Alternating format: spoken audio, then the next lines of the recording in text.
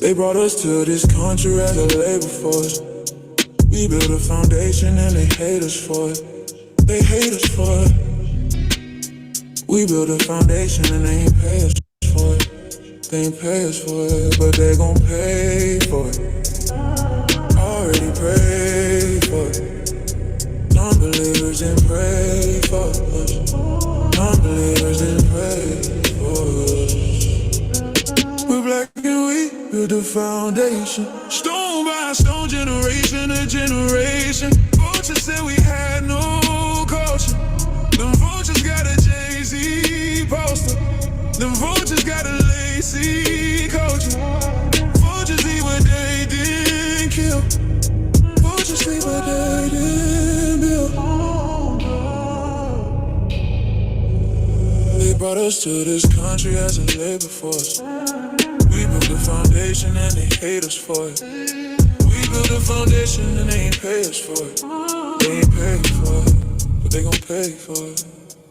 Already paid for it. Nobody prayed for it. Nobody used to pray for us. Nobody used to pray for us.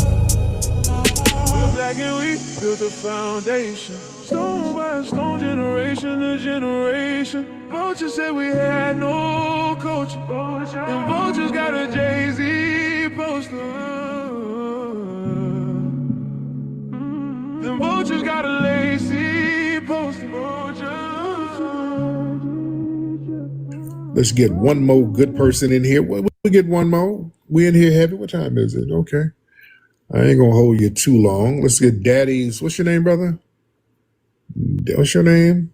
Daddy Swan something. Uh-oh, we got to make sure ain't nobody throwing up nothing crazy. All right.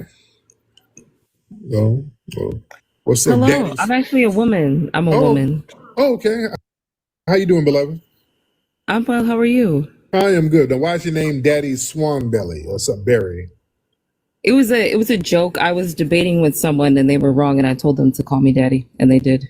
So it was a joke. Oh, okay. Now, where are you from? I am from the New Jersey area. Okay. I see a Nigerian flag. Are you your family from Nigeria? No, so I have a lineage to chattel slavery. The plantation that my people were forced to work on still stands today in North Carolina. This goes all the way back to 1732. Okay. But my people were taken from what would now be known as Nigeria. Okay. I just don't know the tribe yet. I'm still working on trying to figure it out. Okay. And why do you have a Nigerian flag up there? Ma'am, your people weren't taken. They were enslaved by Africans and sold by Africans. And the white man bought them. Okay? They were not taken. They were enslaved by Africans and they were sold by Africans. Okay? That's the truth. That's how truth teller tells it. I like it.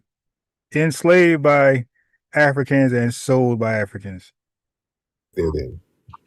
I think it's important for me to connect. I know that a lot of people talk about like delineating, which I understand. I don't necessarily, that's a person's prerogative if they want to do so. But for me, I thought it would be important and interesting to just, to learn where I came from.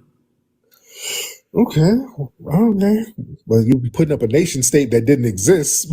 Okay, that's kind of weird. Yeah, Nigeria as a nation state did not exist. But here's the thing, though. If I was to reconnect, right, then I would be connecting with the people of Nigeria, which I don't think there's anything wrong with that. Stop the cap. But that's not the same people from back in the day, because it's a whole different empire and a whole different nation state. But okay, people, Right. No, I mean, I get what you're saying. And the other flag was another flag. What's the other flag on there too? What's the other flag? The Puerto Rican flag. Yeah, who's Puerto Rican? Oh my God. My mom. Okay. You got a Puerto Rican mom. And your dad, okay. So your mom is Puerto Rican. My dad's side is the lineage of chattel slavery is on my dad's side of the family. Now, what part of this? Hold on. Some ain't adding up. It's okay. Just ask your questions. I see your chat. Ask your what are your questions? Some ain't adding up. Some ain't adding. You're a time waster. This is time wasting. Something in What's not adding up? that. Now, or sounds like your dad might be Nigerian. No, he's not from Nigeria. That's so on his side of the family, that's where the lineage goes back to chattel slavery. So like my last name, I'm not going to say it on the platform, but my last name is mostly known in North Carolina. That's where the plantation was. It still stands today. It's not used for anything. I know that there's some plantations that are used for things. It's run down, but it belonged to the family that controlled that area and that land. They own that land and that house. I don't. This sounds like a backdoor game. This sounds backdoorish. This sounds like a What does that backdoor. mean? That sounds like this sounds backdoorish. Something is backdooring. No, where did you grow up? I grew up in New Jersey. New Jersey. Okay. Yes. Yes. Are you cool with your dad's side of the family? See, that's the thing. It's a little complicated. I'm cool with some of his family members, yes, but like his father wasn't necessarily always around. He unalived before I was born, but his mother's side of the family, yeah, we're close to them. Okay. And so your grandmother. Yes. Okay. Where does she live? You're asking a lot of questions. Even that right there is weird. That's not something that we get offended She by. lives in New York. She lives in New York, in New York City. Okay, yeah, we wouldn't get offended by that, dear. If you ask of us where our people are from, hey, Well, I Alabama. didn't have to, I wouldn't question, I don't question it. I mean, I don't, Okay. you know. Okay. All right. Okay. What's on your mind? Okay, let's go. What's on your mind, dear? I have a question for you. This is a genuine question. How Go do you ahead, dear. feel about President Mahama speaking to the UN about reparations? From Ghana, the Ghana president. Yes. Yeah. It was a finesse. It was a finesse. Yeah, they can't speak on reparations because those kingdoms over there were complicit. So they can't speak on reparations because they already got paid for the slave trade.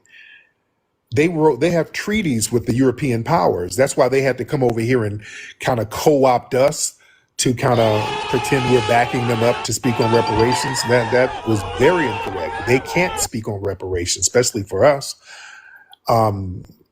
This is something that they've already capitalized off of and look like they're trying to do a little workaround to double back and spin the block. So yeah, we don't want them speaking on reparations for us. So please get them donations and get them in. Okay. Make sense? That makes sense. I guess I'm confused because if the United States is responsible, right, or any entity that participated in the exploitation of American descendants of chattel slavery specifically, right, how is it that another group of people would then be able to make a case that would actually like stand up or be legit? You know what I mean? Yeah, well, the Ghana, they're coming over. You know, this is why they tried to take it to the UN, and they're not going to get no traction from it. But yeah, our grievances with the United States government as foundational Black Americans, as descendants of freedmen. So we have a very legitimate claim. So God, I don't know what that little stunt they were trying to pull was. Basically, them trying to use our grievance to try to finesse a bag somewhere. So, but we're not with that. We're not with what Ghana was trying to do. Okay, I understand. Yeah. I've been listening a couple times to your live, and I think you had mentioned, I was very interested in this. You'd mentioned proof of us being here, like in the past, right? This is something that I've been looking into. Yes. So this, I think what I heard you say was there were Negroid skulls that were found here thousands of years ago. What does that mean? That means just what it means. They've uncovered many anthropological craniometric evidence of Negroid skulls found here in the Americas. Even when they found Luzia woman down in Brazil, that's the oldest remains of a human in the Americas. They did a reconstruction of it, and it was a Negroid looking woman. This is what they said. This is what the scientists said, and there's pictures of it. Luzia woman looks like a Black American woman today. There's doctors like Ernest Houdin. He did some Pueblo skulls he found down in the 1930s. He was an anthropologist at Harvard. He documented that the oldest skulls found over here were distinctly Negroid. This is a Harvard scholar. At the historians over at the Smithsonian back in '75, they were excavating in Hulls Bay in the Virgin Islands, and they found some skulls, and they said these were black Negroids. These were Negroid skulls. Just every time they dig up these skulls, they keep saying that they're Negroid skulls. Von Woot now, I talk about him all the time. He has a book showing all of these figurines from all of these collectors in these different museums showing Negroid looking ancient monuments of black people who were here for thousands of years. So yeah, this stuff is very well documented. That is interesting. I guess my last question, I don't want to hold you up for too long. The association with like skull shapes and things like that with like phrenology and race science, would this be falling within that realm? Because I thought that phrenology was a pseudoscience. No, yeah, like when if they find a body of somebody, if they find a body of somebody buried somewhere, and it might be a victim of a crime, you have forensic evidence, and they can do shapings of the skull to find out the race, the age, and certain things of that person. So that's not pseudoscience, that's science. You can look at a skull and kind of tell and look at the bones and the anthropological DNA and find out what race the person probably was. So, that's real science, all right? All right, well, that was very interesting. Thank you. I see your chat thinks I'm an op. I promise y'all I'll come in peace. I just had a couple of questions, that's it. But thank you for having me up, Tariq Pseudoscience is Nasheed. I may be science. back with more You can look questions at a if you're skull okay and with kind that. of absolutely. All right. I don't know. Yeah, man. It sounds like some backdoor stuff going on. Sounds like backdoor stuff going on, fam. When you got all these foreign flags on your thing, and you claiming it sound backdoorish. You know what I'm saying? Sound like she comes from an immigrant background. Yeah, some of that stuff ain't adding up, and then you kind of getting offended when asked where your family's from, and you don't want to say.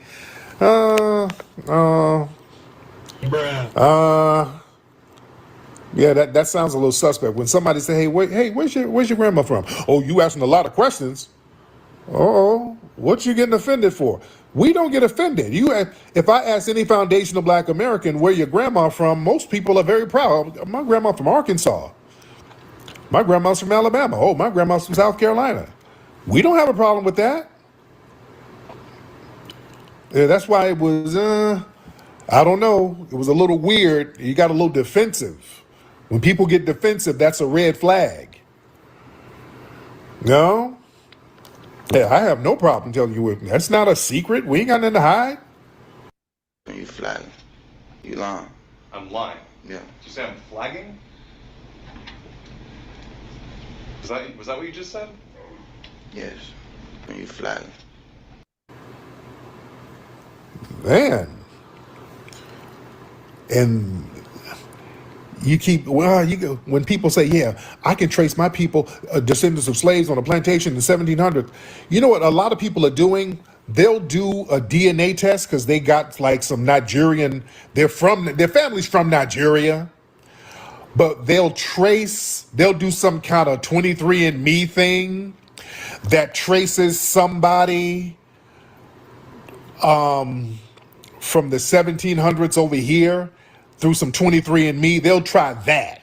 That's what I'm saying. There's some little backdoor shit that they try to do. Let me tell you the hustle. This is we've had a couple of people try this move. Yeah, let me tell you, this is the hustle. Well, they'll try to say, yeah, I got some people who are descendant of chattel slavery in the U.S. And when they word it like that, it's like, let me see where you're going with this. I had a dude call up. Remember, the dude called up and said, yeah, I traced one of my ancestors to a plantation from the late 1700s. The thing is, this dude was an immigrant, but he did like some 23andMe, and it traced somebody to a plantation here based on 23andMe. It wasn't some shit where he can go down the family line. You know what I'm saying? So he was an immigrant, but it was somebody from 23andMe who got traced to a plantation. But he couldn't go down the damn lineage. You see? Sounds like that was the thing with her. You dig? It sounds like that was going on with her. She couldn't go. She said she kept talking about a descendant of slaves from the 1700s on such and such plantation. But when I start asking, where's your grandma from? Oh, you asking a lot of questions. Huh? Yeah, they're trying to, it's a 23andMe blind spot that they're trying to work. They're trying to backdoor their way into. You know what I'm saying? Yeah, we're watching that. Man, okay, who is this guy? Who is this guy? Morning, sir. That Bro, why? Mr. Peppercorn, brother. What's up, brother? You okay? You I'm okay? okay. Yes, I tell Nigeria. You're in Nigeria. Okay. Okay, you keep making requests. We'll do a battle later. Okay, we can't do it now. We'll do it later. Okay. Okay, I know. Just one, sir. Please. God I'm damn. sorry. Oh my God! Sir, please. We'll do one later, No, brother. Brother, go get you some bush meat, and we'll do one later, brother. Damn. Yeah, he keeps requesting, and I keep denying it. God damn, brother. Well, who is this person? Okay. I mean, who are these people? Hold on. Hi. Oh, what's up, How are Lou? you? I remember you. How are you, ma'am? Thanks. Yeah. We'll do a battle a little later. We'll do a battle later. That's fine. I don't feel like dealing with her ass either. I don't feel like dealing with her either. Lord. Yeah, the face is a little strong. I don't know. I don't know if that was I don't know. I don't know what that was. I can't even speculate. I don't know what's going on these TikTok streets sometimes. Man, I do not know. But like I said, man, we got to watch out for these people who are low key trying to backdoor. You know what I'm saying? You got to watch out. There's a lot of backdoor action going on. You know, people trying to claim the lineage on some 23andMe blind spots. So we got to watch out for that. Who is Dennis? Oh, let me get Dennis in here. What's up, Dennis? Yo, what's That up, head- Tariq? You doing What- good, eh? Well, boy, that head in that picture is hilarious. How you doing, Dennis? That head I'm is doing very good. I'm fine, thank you. There you go. What's on your mind, Dennis? I want to be a Black American, so I want to know the process Stop the of cap! becoming a Black American. You understand? So, as the leader of a faction, I want to know it. Do I need to buy goods? Do I need to buy some drinks, some new shoes, some new clothes, marijuana? Like, what do I need to do? Okay, well, first you got to first things first. You want to be like a Black American. No, I don't want to be. I want to be a Black American. I want to be a big boy. I want to be wearing chains, Nike shoes. I want to be a big boy with big car, big money. I want to live the life, bro. So tell me, what you want? Okay, well, first you got to get some root work deodorant. You got to get rid of that must. All right. Okay, one. Okay, then you get that at rootworkstyle.com. Now, what part of Africa are you from? Nigeria. Nigeria. What tribe? Yoruba. Yoruba. Okay. You're going to have to get the lavender scent. I think the lavender scent will work best with you. Also, you're going to have to get the flip-flops off. You got to take off the flip-flops, get you some fresh J's, get you some fresh Air Force Ones, but lotion your feet before you put them on, because if you go in there, put them shoes on with them ashy feet, it'll look like a bunch of snowflakes in your shoes when you take them off. So you lotion them feet up first, all right, before you put the shoes on, okay? Yeah, but I already have the shoes and the lotion. Yeah, good. Also, we got to get that gap, because I know you got a gap in your teeth. You got to fix that gap. Okay, Yes. got to get that gap. I know a couple of good doctors in Colombia. Got to hook you up. We got to get that hairline. But What is that a wild boar? Are you slaughtering bushmeat? What are you doing? What's that sound? No, I was defecating. I was shitting in the toilet. So Oh, that okay, was okay, I was okay, flushing. okay, I'll let you go. I don't want to hear your goosey diarrhea. All right, I don't want to hear that. Okay, we don't want to hear that. I know that Joel often tore your stomach up, but I don't want to hear it, sir. All right. Good Lord, man, I do not want to hear that. Let me see who else we got. Yeah, that toilet sounds primitive. It sounds like he just crapped in a bucket and just emptied the bucket. Lord, I'm disgusted. All right. Let me see. All right. Said he lied about having a toilet. Right. The hell out of here. I knew it was you. You know how I can tell it was you? I could hear bussy fumes in the background, nigga. Yeah. Your bussy fumes gave it away. Okay. All right.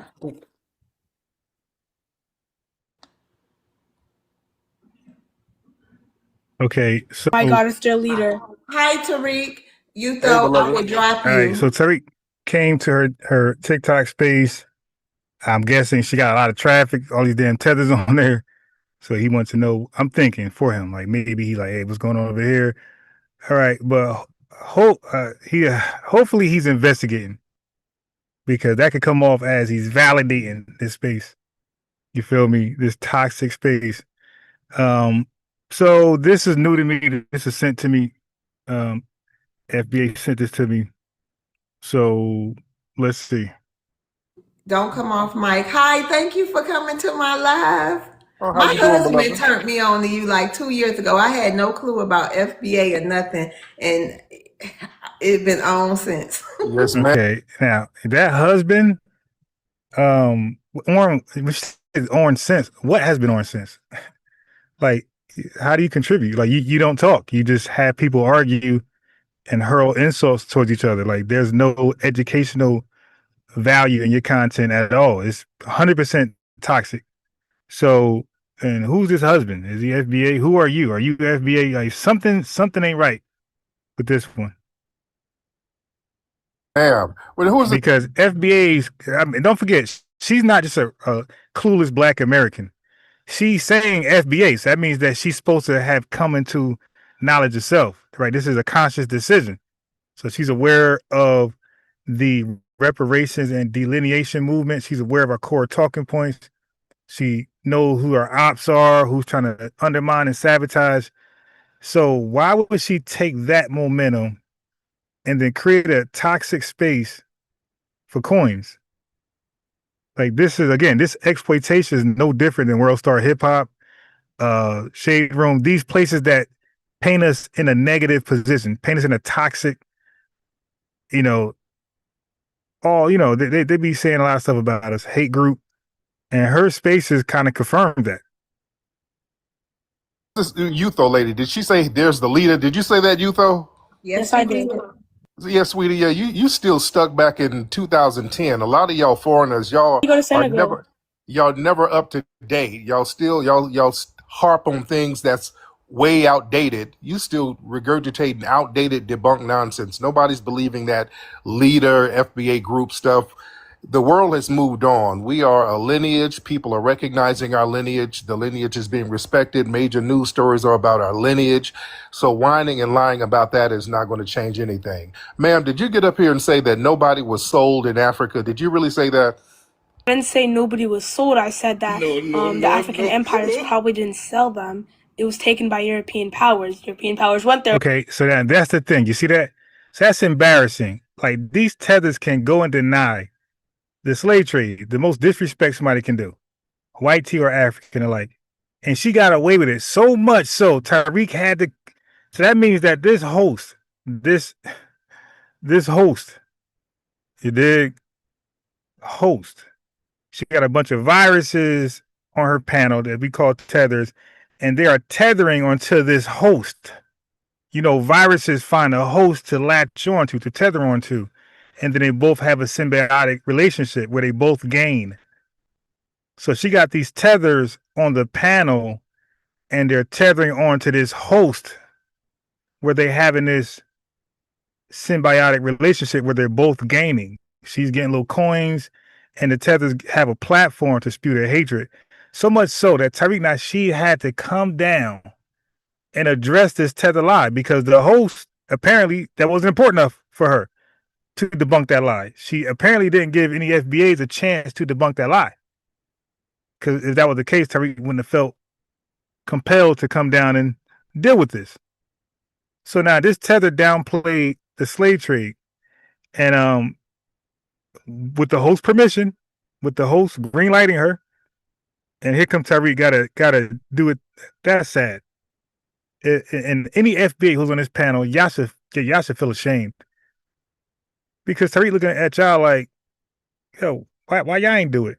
And y'all might say, well, the host ain't let me. Then you should have left. Like, why is everybody coming over here to be disrespected? I understand why tethers come over here, because they're being they're being greenlighted.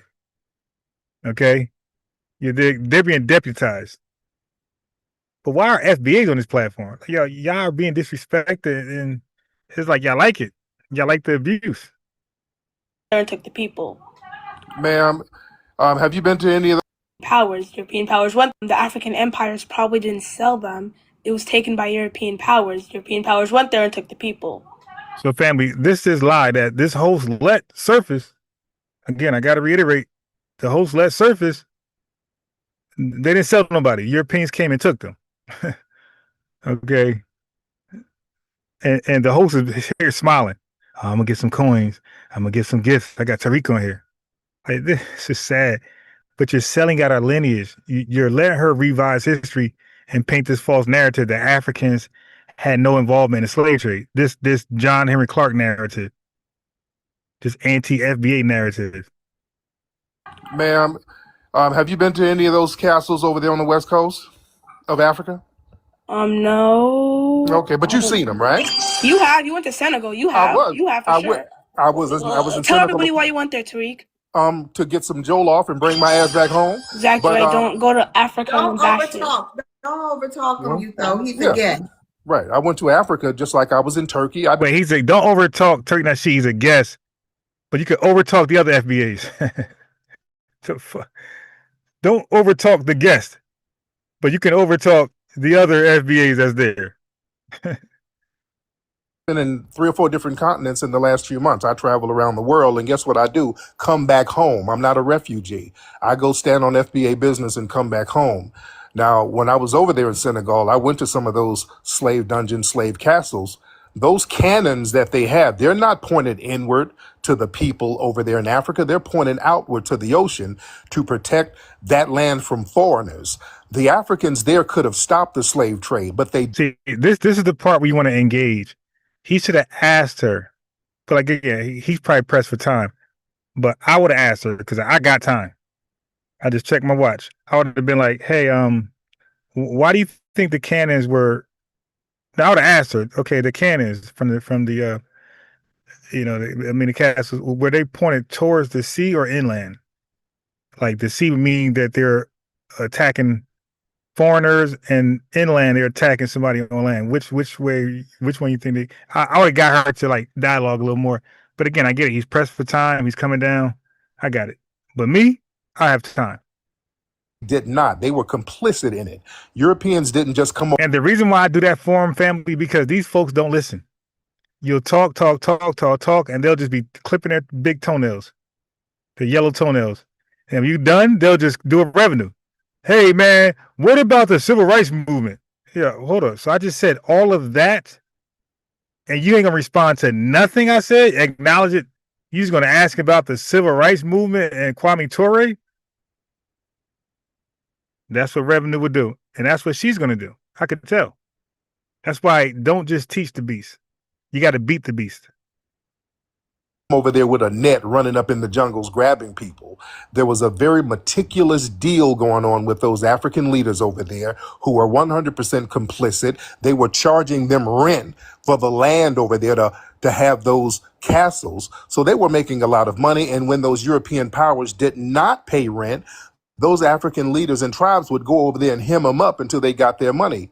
So this was something that a lot of those African nations were 100% complicit in. And this is why we have a problem with them trying to spin the block, talking about, oh, they took our brothers, so let's get us some money too. We see the con game in this thing, and we're just not feeling it. Are we allowed to rebuttal him, or you I'll can rebuttal that. Hold And let's on. rebuttal that. Where's the lie? Okay. One at a time. 3D. No, one at a time. 3D. All right, Tariq, come on. You're a smart brother. I've been following you for a while, but you know very well the Europeans' tactics, right? You know African nations today are forced to pay colonial taxes, right? You've heard stories about my wife's Togolese. The Togolese nation have refused to pay colonial taxes at some point. You know what the French do? They drop BOMs, right? They clog up their sewage systems, they destroy their waters, and force them to keep paying these taxes. A lot of African leaders have tried to stand up against these atrocities, and guess what? They get unalived. They get assassinated. There's the same tactics they've been doing since the beginning. No, it wasn't. That's not the same tactics, sir. Right. They didn't do that back then. I didn't interrupt you, sir. So, family, you got to interrupt them. They keep lying, and that host will let them just keep lying. Where you have to stop them. It's like, yo, but the host don't know shit. So the host, I don't know how she's qualified to be a host. Like, most hosts are smart on the topic, but you just provide a platform. Okay, round one, fight. And then you just step aside and ask for gifts and beg for gifts and stuff. But family, I told you what they do. They started off talking about Elmina Castle, 1600s. And then what they'll do is they'll talk about the Berlin Conference. They'll talk about colonization as though they happened years apart. Family, the Berlin Conference is almost 300 years after the slave trade. So this guy jumped 300 years in advance to talk about whatever point he wants to make. So they ignored. Nobody spoke to the Elmina Castle. Nobody spoke to that. He acted like he was speaking to that, but he spoke 300 years later. They all do this. See, when I debate, I'm prepared for this. So I'm on guard and I stop them, bro. Are we talking about colonization or the transatlantic slave trades? 300-year difference. Which one we doing? Oh, now I'm talking about the colonization. Oh, wait, before we go there, my guy, can we finish up on a Elmina Castle, or do you agree with everything I said? With the history that I just repeated, basically recited. Do you agree with that, or do we got to confirm that? So you got to make these tethers acknowledge your truth, the truth. Okay? But this is what they do 300 years later. 300 years later. But you said something that was incorrect, sir. You're talking about modern tactics that's being used now because, they're completely destabilized because they made them janky deals. Them African leaders sat over there and signed them janky treaties, and they made janky deals, and they're feeling the brunt of those janky deals they signed. But before then, in the 15th century, 16th century, 17th century, they were fully complicit with what was going on. They could have stopped the slave trade if they wanted to, but they didn't want to, sir. Now, where's the lie in that? Can I rebuttal? Can I get my time back? We won't spend all day questioning Tariq. You don't. Go ahead. Yo, you got 1 minute. All right. So basically, Tariq Nasheed, I hope you're enjoying your new CIA job. I hope it's really good for you. What you got the CIA against, man? Let me continue. Okay, but what you got the CIA against? What, bushmeat and shanty towns? What? Okay, you see how they're not. Look, the host is so incompetent and unqualified that she doesn't even ask her panelists to speak. What happened to the rebuttal that she says that people can do? Well, you got to rebuttal the argument, the points he just made. You don't get to just talk about something, ad hominems, CIA, or you doing this for money, nigga. Wait a minute. You just said that white man kidnapped folks in Africa. He took folks. Africans were not involved in the slave trade. The other guy talked about colonization as how Africans were just victims again. They're victims of the transatlantic slave trade. and they sold us, and they're victims on colonization, and they sold the resources. Like, yo, they profited in all of the whatever pain they claim they got. They profited in all of it. No, that's not how it works. But the host doesn't tell her, hey, can you is he lying? Because he keeps saying, where's the lie? And they just talking something else. Again, like when family, this space, like I already know she won't last long. Oh, wait, okay. The only way to last in this space is to get messy. Because in this space, you're either competent or you're incompetent. You're either smart or you're not. Everybody's in these spaces, in the FBA spaces, you can tell that they have intelligence. They know what they're talking about, and they know it more than anybody who they invite on their panel. Okay? When we invite folks on our panel, we normally know more than them and guess what? They got the advantage because they get to say anything they want, and we got to just be prepared for it. But they aren't prepared for my talking points because they heard them over 1,000 times. But I'm not prepared for what they're going to say. It could be any old thing.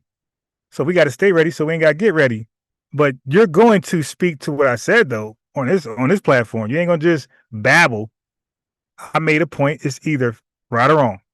And we can fact check it live. You know, sometimes I've been off and I had to adjust, had to correct myself, had to point out something. Like, oh, yeah, okay, all right, okay. Thank you.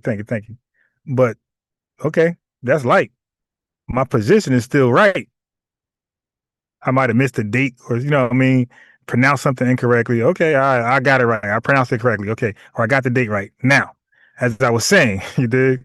Nothing don't change. Yeah, Kennedy should have shut that down. What do the CIA need to do to you? Yeah, it's just Israel. Yeah, you're not that important, beloved. You don't have anything going that needs CIA intervention. Please, but yeah, just saying delusions of grandeur don't work here, beloved. Why is the cult leader acting like this? No. Hey, y'all wait a minute. Hold on. One person at a time, yo. Hold on, K-Hova. Hold on, everybody. You throw 3D. I don't care. This is my panel and my lab. But however, Tariq Nasheed is an important person to a lot of Black Americans. So I will not tolerate disrespect in that. So you can't tolerate Tariq Nasheed. Now look, the host is low key making Tariq the leader. You dig? Don't disrespect Tariq Nasheed, but every FBA that comes on here is green light. You dig? You know, sis, that's not how that works. All FBAs deserve and demand and are owed the same respect equally. That caught stuff while he on my stage, or y'all won't even be having the honor of being up here with him. You can come back when he go. And he can finish talking. My phone. Be respectful, please. Okay. As he said, as 3D was saying about the tactics of European powers, yes, there were some empires that sold off their people. So we're going to skip. Oh, so now it's yes. So now it's yes, some empires. Yeah, but you just lied and said the whitey man came and took people. Some, okay? But now what FBAs are trying to paint is that every African empire was selling their people to try to glorify white tea Americans and make it look like. That's not what we said. We didn't say every empire. We said the strongest empires did that. The wealthiest empires that did that. The empires that matter the most in West Africa did that. Okay, now because you had some weak empires. Now we're talking about the strongest empires. They were part of the transatlantic slave trade. What's the big deal? That they never did anything to Africa, and they're such good people that just went there to grab some Africans to go live with them. And then they're just trying to flip the scenario and make it look like that, when in truth it's really not. So with that being said, it's kind of clear that it was Great Britain becoming the largest trafficker during the 18th century.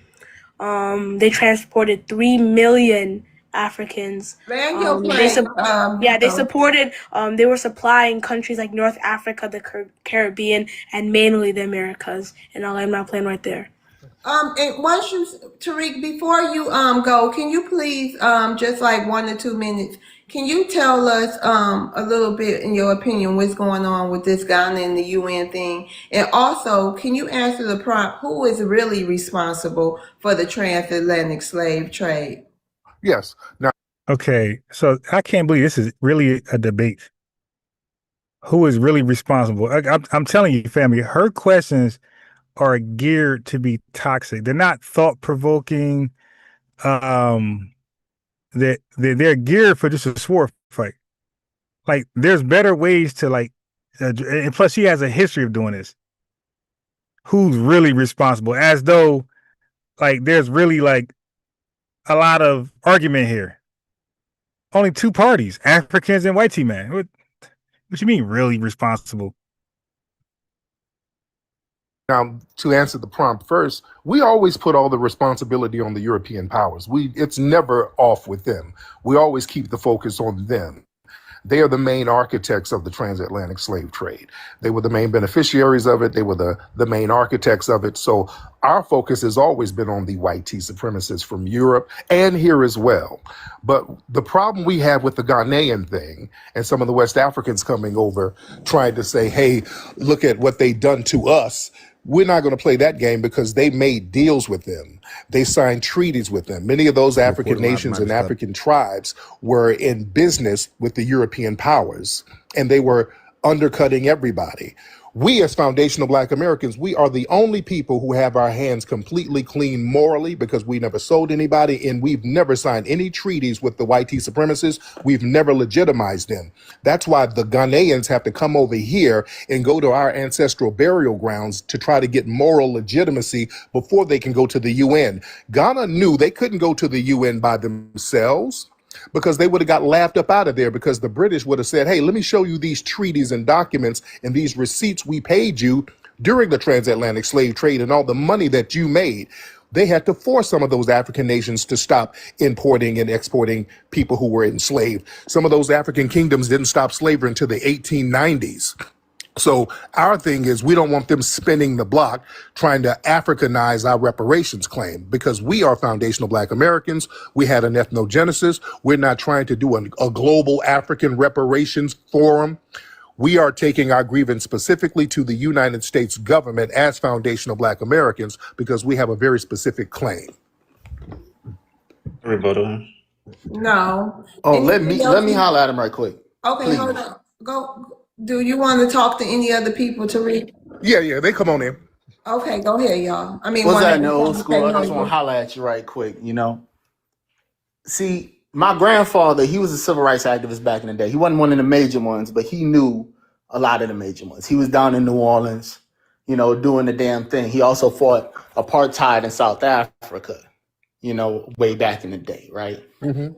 So my thing is, he knew back when Malcolm was trying to work with Kwame Nkrumah and Patrice Lumumba and form a coalition to go up against the European powers in the United Nations. Stop with this Kwame Nkrumah stuff, man. Stop. Why they keep saying that name?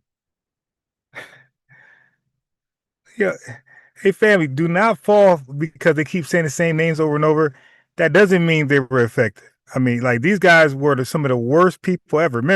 Remember, these are the same guys who say Marcus Garvey. So that lets you know what type of research they do, the type of vetting they do.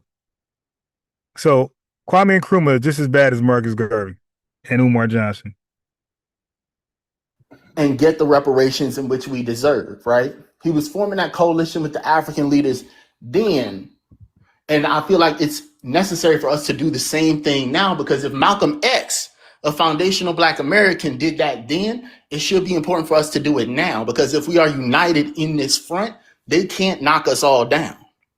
That's just my opinion. Let me rebuttal that. Now, first of all, Malcolm X, he was over there trying to make inroads in Africa. Many of those African nations told Malcolm to kick rocks. Malcolm's leader and teacher, the Honorable Elijah Muhammad, was not down with that at all. He was not a Pan-African in any sense of the word, and he was very critical of some of the African nations. That's why he never practice Pan-Africanism. In fact, he called us Asiatics over here. So we got to understand all of that in the right context. Also, Africa was very weak at the time. They were just getting out of colonialism. They couldn't do anything for us over there. We were doing more to help them get decolonized than they were helping us.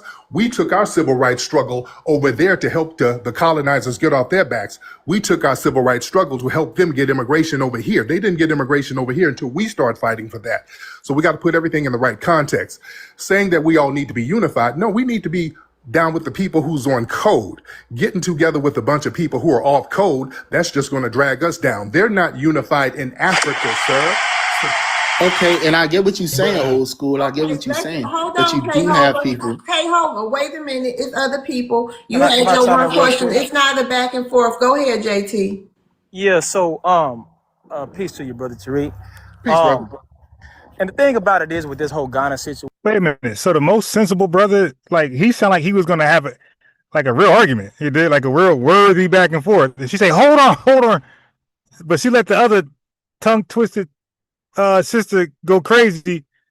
But the brother who was gonna have a real intellectual back and forth, hold on. You ain't gonna have a back and forth. Like I'm saying, like this woman is man, she might be on that spectrum. Like she can't discern what's a good argument and what's a bad argument. Like the dude was gonna present a Pan-African argument. Like he wasn't being, he was giving this, but I wanted to hear the Pan-African verse. Tariq Nasheed, I wanted to hear that. I know how it was going to end, but I wanted to because a young man is going to get educated and he might get on code afterwards. I'm telling you, this podcast is SHIT, and it's exploiting us. All right, and it's making us look crazy. So the sensible guy with the sensible argument, he gotta stop. He can't go back and forth. But that crazy woman Tether, who's dumb as bricks, can go back and forth. Okay, I got it. Noted. Situation is notice. I want all of us to notice something. Is that we've been here for 500 years, at least those of us who can trace our lineage back to Africa, right? Been here for 500 years.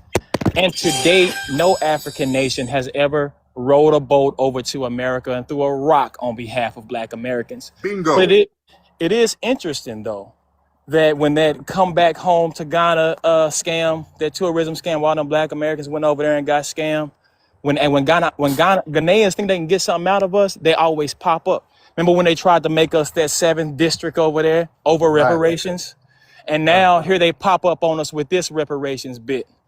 It's always when they think they can get something from us or something out of us that they come trying to crowbar their way into our conversations and into our business. It's always interesting, right? And the thing about it is, Brother Tariq, is that I'm so proud that we've started to do what everybody else on the planet has always done, and that is delineate themselves and work only for their people. And it ain't got nothing to do with hate. It's got more to do with just loving ourselves and our people and doing for ourselves and our people in the same way that they do. And I'm gonna land by saying this.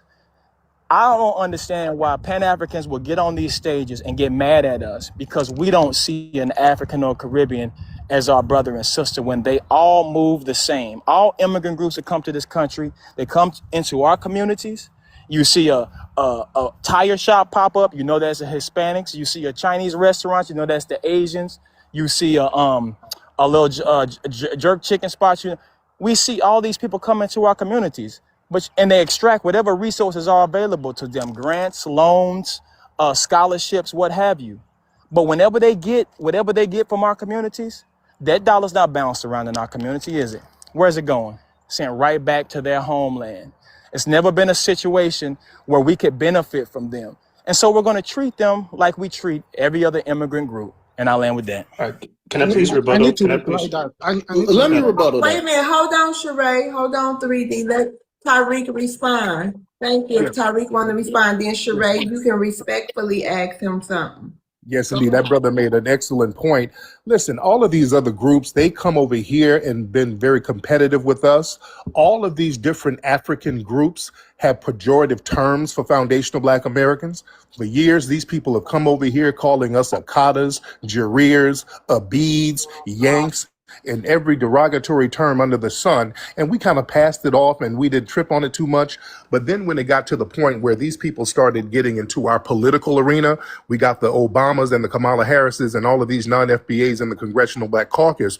And whenever we start talking about things that need to be done for the Black community here, they start talking about how we need to roll over for immigrant groups. So we said enough is enough. We're going to have to focus on our specific lineage, just like everybody else focuses on their specific lineage. So now all of a sudden, because now we have motion, we have traction of us talking about what needs to be done for foundational Black Americans. Now these other groups are trying to play this xenophobic game. We're not trying to be unified. We're not trying to be brothers and sisters when you are not being unified on your own homeland over there in Africa. So people are just trying to spin the block on us now to see what they can get. We look at it as being very exploitive. Ghana has had some of their U.S. aid cut since 2025. So they're hemorrhaging for money right now. So all of a sudden, they're spinning the block trying to come to us saying, hey, we're brothers. Let's fight for reparations together. So we just look at it as a con game that's happening right now, and we're just not buying it. Oh man, there's so much misinformation. Hold on, 3D. It's not your turn. It's Sheree's turn. You already had your turn. Sheree, Tariq don't have much time, so we want to make sure everybody get to say something to him. Go ahead, Sheree. Yeah. Respectfully. Right. So this is what I'm gonna say, right? First of all, Africans didn't sell anybody, right? Because I'm not gonna take the whitey story to be the story of slavery. The same whitey that went into black. Okay, now by the way, they're not gonna take whitey story, but whitey made up the social construct race, and the whitey story is you're Black racially. You're not Black ethnically, you're Black racially. That's the whitey man story. That's not the African man story. That's not the Caribbean man story. That's the whitey man story. The whitey man said you're Black racially, and you said you're Black racially. Okay?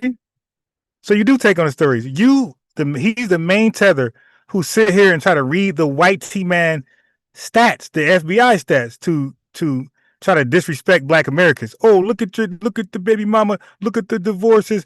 So this guy, all he does when he debates on his platform is use the whitey man stories and stats to undermine Black Americans. And now all of a sudden, when the stats go against this tether, oh, I don't want to take the whitey man stats. Dude, knock it the hell off, man.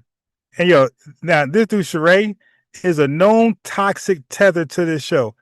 So he's not new where she didn't know what he's going to say. He's known to be like this. And she allows him on the panel. She knows whatever FBA go back and forth with him is going to be toxic. Because whatever he says is never based on information. Look, right now he's saying transatlantic slavery never exist because the whitey man story, you can't believe it. So therefore, it never existed. Family, whitey man never bought slaves from these tethers. The whitey man just came over with a net and just kidnapped people because he don't want to believe the whitey man story when it roasts him, when it condemns him, when it convicts him. Now all of a sudden, yeah, these stats, nah, I don't believe this stuff. African community and destroy it, right? Look at what he did to Black. Look at what the government, the colonizers, look at what they did to Black communities, from segregations to economic inequalities, Jim Crow. These are the same people that are telling the FBI, is it FBA? This is the same people that are telling the FBA that we sold our own people. I'm not gonna take the story of the colonizers. Yeah, y'all gotta see this woman. Well, he's disrespecting everybody. She's back there clapping because she's getting the gifts and stuff. I mean, this is crazy. I'm not gonna do it. But if you listen to Tariq very well, all he talks is money, money, money, money, money. It's all about money. 20 He doesn't care about anybody. It's all about money. You could hear. Okay, land your plane. Land your plane. So what I'm gonna say? All right. Thank you, Sheree. All right. That was some random pocket watching. Only because it's Tariq. Land your plane, Sheree. Okay, 20 seconds. If that was me on there, he would have had 5 minutes.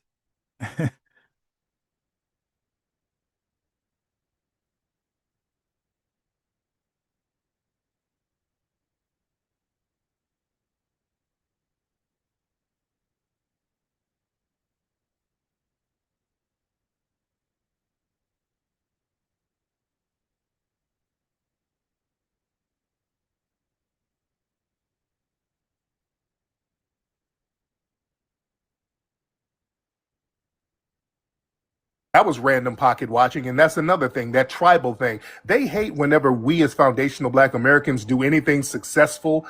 They want us to be down bad like them. This man just brought up some money, and nobody here said anything. I didn't say nothing about no money. But there's this jealousy and vitriol that we as foundational Black Americans, we are the minority here in America, but we're still the face of global Blackness and Black success. And they have a real bug in their back about that. They are the face of global poverty. So there's this thing of having to tether on to foundational Black Americans, which we're not letting them do that no more. This is where a lot of this vitriol is coming from, because they would come over here and anytime they get a win under their belt, they make sure to delineate from us. They let everybody know they're Nigerian. You get a scholarship, you're Ugandan. If you win a track meet or something, you're Kenyan. But the minute y'all start doing crimes and doing something janky, we're supposed to be all brothers in the same struggle. And foundational Black Americans are saying, no, no, no, no, no. We're going to delineate all across the board. So you're going to take all of your wins and every single one of your losses too. And we're going to take all of our wins and take them over here and put them under the FBA banner. And that's the issue that they have. So they get into this pocket watching, oh, you guys are all about money, all of these weird shaming tactics. That's just not going to work on us. Everybody is going to everybody has to be responsible for their own culture and their own ethnicity. We are a different ethnic group. We don't hate anybody. We don't want anybody harmed. We're not enslaving anybody. We're not trying to undermine anybody. We're just recognizing and respecting our lineage as foundational Black Americans. And we see the disrespect that a lot of them try to come at us with when it comes to recognizing our lineage. They try to reframe it as a hate group and an organization. These people are not naive. That's a way to just insult us because they can't latch on to the term foundational Black American. We have a term that they can't leech on to. They could leech on to African American. They could leech on to Black. They could leech on to Black American. But we are now identifying ourselves in a way that puts a line in the sand and puts borders and protections around our lineage. And that's where the vitriol and anger is coming from. Okay, real quick, Tariq. Yellow, I don't know why you got down. You was next. But can August ask you something? The one last person, respectfully. Respectfully, August. Go ahead. Can I? No, you already asked him something. He ain't gonna be here long. Yes, I got 3 minutes. Yes, go ahead. Go ahead. Thank you, host, and thank you, Dr. Nasheed or Mr. Nasheed. I was going to ask you, some FBA, I'm not sure if you said this, tend to blame Africans too prominently, I think, for the slave trade. But the slave trade architects were the white Europeans, right? Right. So the Europeans... they always go to the architects. When it comes to building this homeland, building this beautiful country over here, the United States of America. Oh, Black Americans, you didn't build it. It was the white man architect. Remember that word architect, family? The architect, it's the architect. So the architect designed it. So those who carry it out, they didn't really do it. You see? The white man architect, transatlantic slave trade. He architected. So when Africans carried it out, that labor doesn't count. That same white man architect the foundation of the United States, and that labor carried out by beautiful FBAs, it doesn't count. No, bro. No. Would sometimes go to an African tribe, arm them with GUNs, say that attack this other tribe and get some slaves from them for us. Stop. I mean, he go revising history. Dude, stop it, man. Stop it. Listen, remember, aren't those your people? So if a white strange man come to your homeland and say, here, African nigga, here's a gun. Go get those for me, please. Aren't these your people? Why would you not turn the gun back on him? Why would you say, okay, what did you get out of it? He gave you a GUN to go kidnap your own, right? To enslave your own, to sell to him, to give to him. What did you get? Since it's not a slave trade, it was a coerced trade, the transatlantic coerced trade, right? Finesse trade, the transatlantic finesse trade. Since it wasn't a slave trade, it was the finesse trade, coerce trade, brainwash trade. What did you get out of selling your own? Stupidity. Just stupidity. Are you dumb? Are you dumb? They would do that, and then the other tribes would start having to get GUNs from the white T's to sort of defend themselves from the tribe that had. All right, he just made that stuff up. Family, let's get the likes up. We're down 30 likes. Everybody is FBA. If you're of the lineage, no matter what you identify as, FBA, Sulan, make sure you click the like button right away, because our spaces get shadow banned and we can't get the message out to our own and anybody else. But the like button helps us override that shadow ban. So please make it a sense of duty and pride to like the video. The GUNs, right? So they created like a cycle. So I feel like if the Africans are blamed too much, it takes away responsibility from the white T's who should be paying the reparations because they have the resources, because they'll just say, oh, we were just customers, right? But they are the architects of the slave system. Now, let me address that. Like I said earlier that the Europeans were the architects of the slave system. The thing is, when it comes to get redress for it and get reparations for it and get compensation for it, we can't get the people with us who were complicit. We can't bring in no damn West Africans who were sitting up here signing treaties with these white T supremacists. They were sitting up here getting paid by these white T supremacists. They were getting paid for a long time. They did get compensated. They just tricked the money off. So it makes us look weird. This is why it gets shut down. They can't go up there and try to claim that they were done wrong or there was harm done to them. They were way too complicit. We're not putting I'm not. And listen, there's 45 million foundational Black Americans, so I don't know who you talk to. You would have to ask them. I understand that the Europeans were the main architects, but I damn sure don't want Ghana trying to represent us, and they got the damn Elmina slave castle still there, which was making a lot of money since the beginning of the transatlantic slave trade. So yes, we are right to say we don't want them representing us. Don't come over here going to our ancestral burial grounds.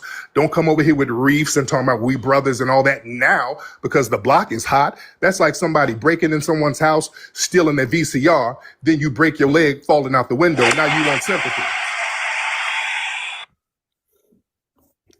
So before you go, I just want to thank you so much for stopping by my live. Yesterday was my month of. Let me tell you that garbage.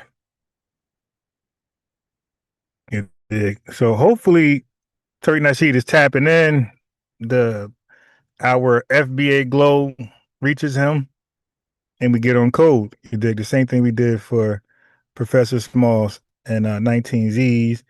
And I think we was trying to do for Woman King Mayat, but Tariq, we need the brother to be more aware. Now you're aligning with the wrong people, man. Like these folks are not with us. The 19Zs, the Woman King Mayats, and this woman right here, not with us, man. Straight ops, straight exploiting the lineage for a few coins and platforming and empowering tethers to have a strong voice on a platform that's allegedly FBA to be very disrespectful to us with no consequences. Okay. Now, you see how when Tariq's the guest, he gets special privileges as he's the leader. But now I'm going to go to her regular daily shows. Okay. You see how she's cutting tethers off from lying all of a sudden? She want to hold them accountable. Okay. Well, now let's see how her show ran when Tariq Nasheed is not in attendance. Yeah. So he said. Now this that same tether charade that went after Tariq. It's just personal attacks. No more information. All they did was CIA, money.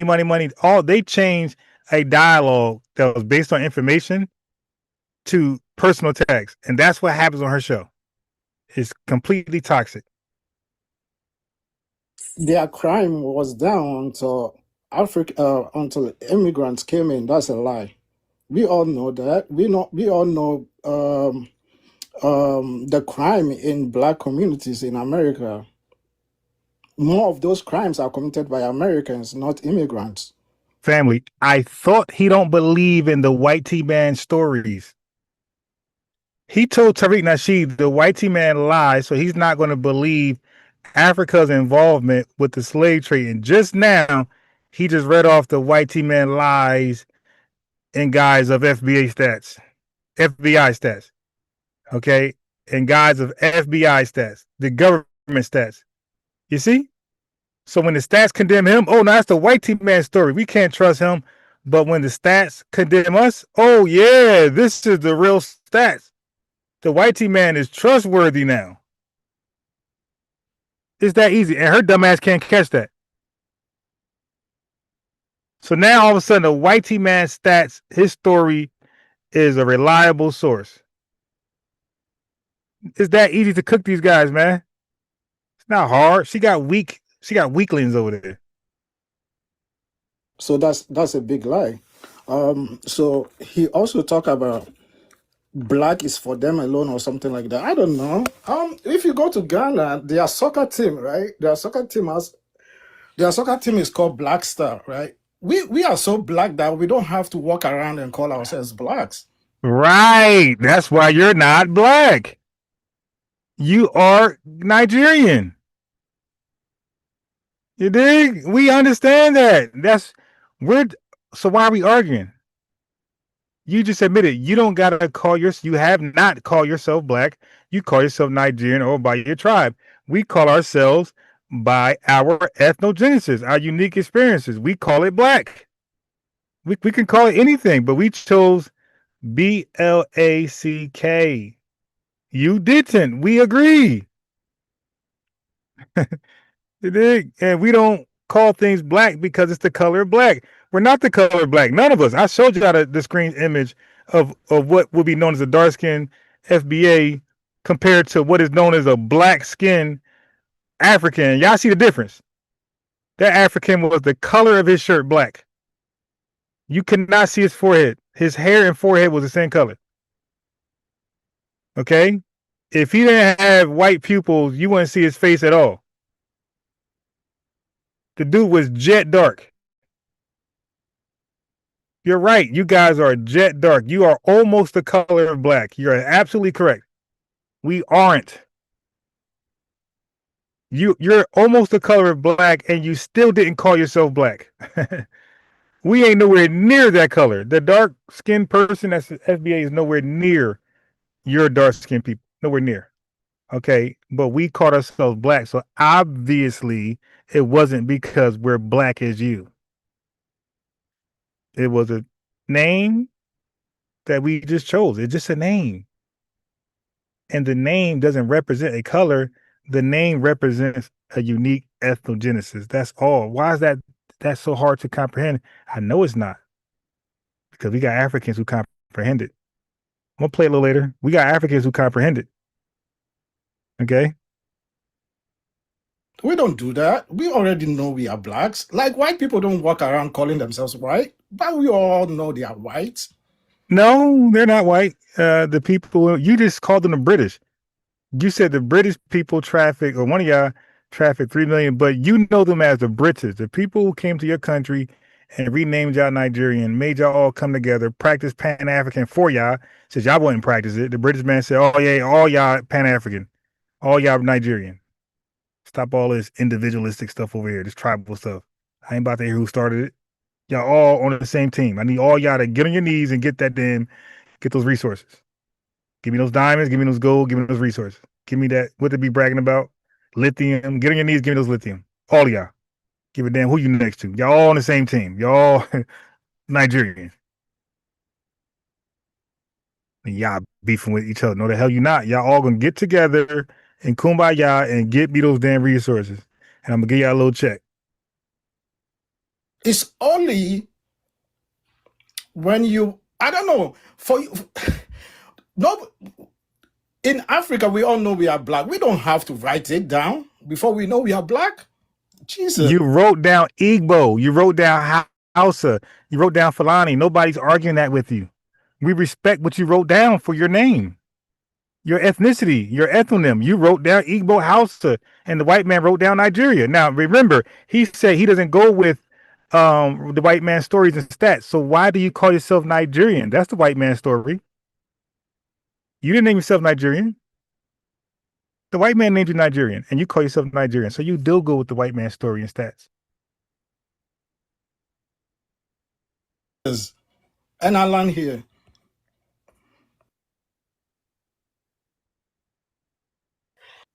All right. So before they say another word, now, by the way, this show is toxic. This show is the new black exploitation, right? It's no different than World Star, Hip Hop, Shade Room, and all other platforms, social media platforms ran by tethers to paint Black Americans in a horrible light. This one is no different. Okay. She run FBA spaces. All they do is fight each other, throw insults. It's not about information. It's not about edification. It's about just roasting and disrespecting each other while she collects some coins. While at the expense of the lineage, we're being disrespected. And then she shows in the light of being the aggressor, calling names. So when people say we're a hate group, they're gonna go to her show. You know how the FBI went to academics to show to prove a case against Young Thug and whoever else, and they go to Vlad. Well, when they go to prove we're a hate group, guess where they going? Right to this show right here. And they got hours and when I say she dropped videos every 2 hours, 8 hours, 10 hours, 4 hours of just messiness. She allowed a little tether get on there and say Africa had no involvement with the slave trade. The whitey man went over there and kidnapped people. It took Tariq Nasheed to come down from his busy day to say, ho, ho, ho, ho, ho. Y'all gonna let that slide? Let me address that. And then she gave Tariq Nasheed special treatment, but she don't give that special treatment to other FBAs. And she's supposed to be FBA. She's supposedly FBA, which there's something up. There's something there that there's something there, man, that's going to be exposed. Either she's not, she's half, her husband is, or her husband half, or she got a kid that's half. Something is up there. Because that is no FBA would sit there and allow tethers, give tethers equal time to disrespect us without any straightening. No fact checking, nothing. They could say what they want to say and it moves on. Okay, next rebuttal, and she just moves on. I mean, that's literally exploiting us for some change. It ain't about if it was about the truth, then we will get the last word on all of it. Because all they did was just personal attack Tariq Nasheed. He's FBI, he's CIA, and he wants the money. What they got to do with the topic, the prompt?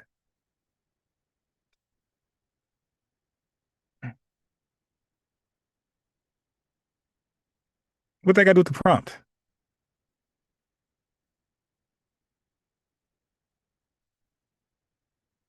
Give me a second to switch to my fizz on. Oh my God, bruh.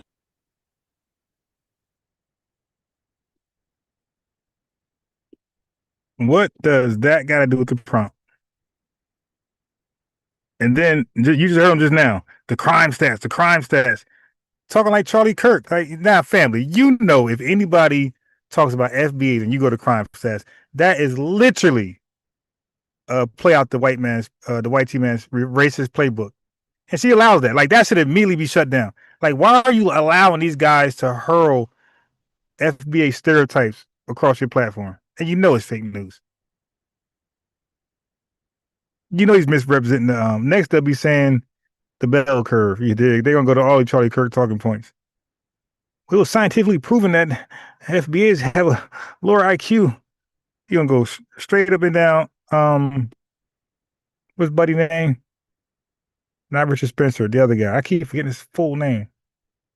Jared Taylor. You let these folks lie too much without any consequences. Eventually, they're gonna go straight Jared Taylor.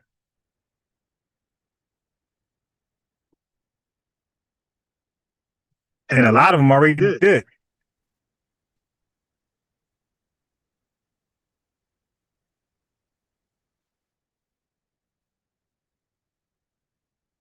Just ask Myron Gaines. He went full Charlie Kirk. Black Americans have no excuses to fail in America today. There's no such thing as systemic racism. That's hogwash.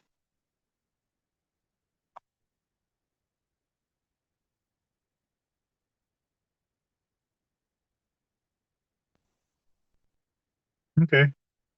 So here's the rest of it.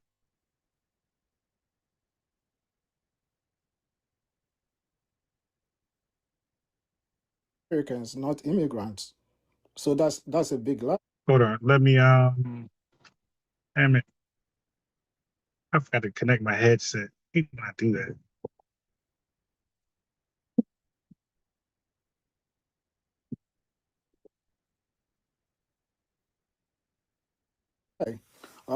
So he also talked about black is for them alone or something like that. I don't know.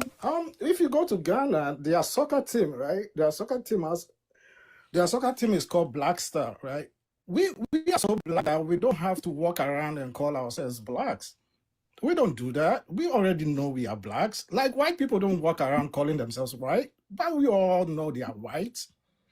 It's only when you, I don't know, for you, no, in Africa, we all know we are black. We don't have to write it down before we know we are black.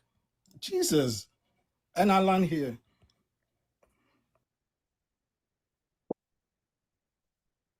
All right, y'all making it too easy. All right, so let's talk about the waves and waves of what immigration did. So immigration started about what, in the 1960s? So we can go from the 1860s all the way up to 1950 before the immigrant comes. Now do your due diligence. This is on the U.S. Department of Census and Department of Federal pay and wealth, income, and wages. We also built over 100 black towns and all of this kind of thing. 500 acres, 5 million acres of land and all this kind of thing. So we had achievements. They know this. Now, right? all of the, so, hold on. Hey, family, all the clapping she's doing in the background, those are people sending her gifts, okay?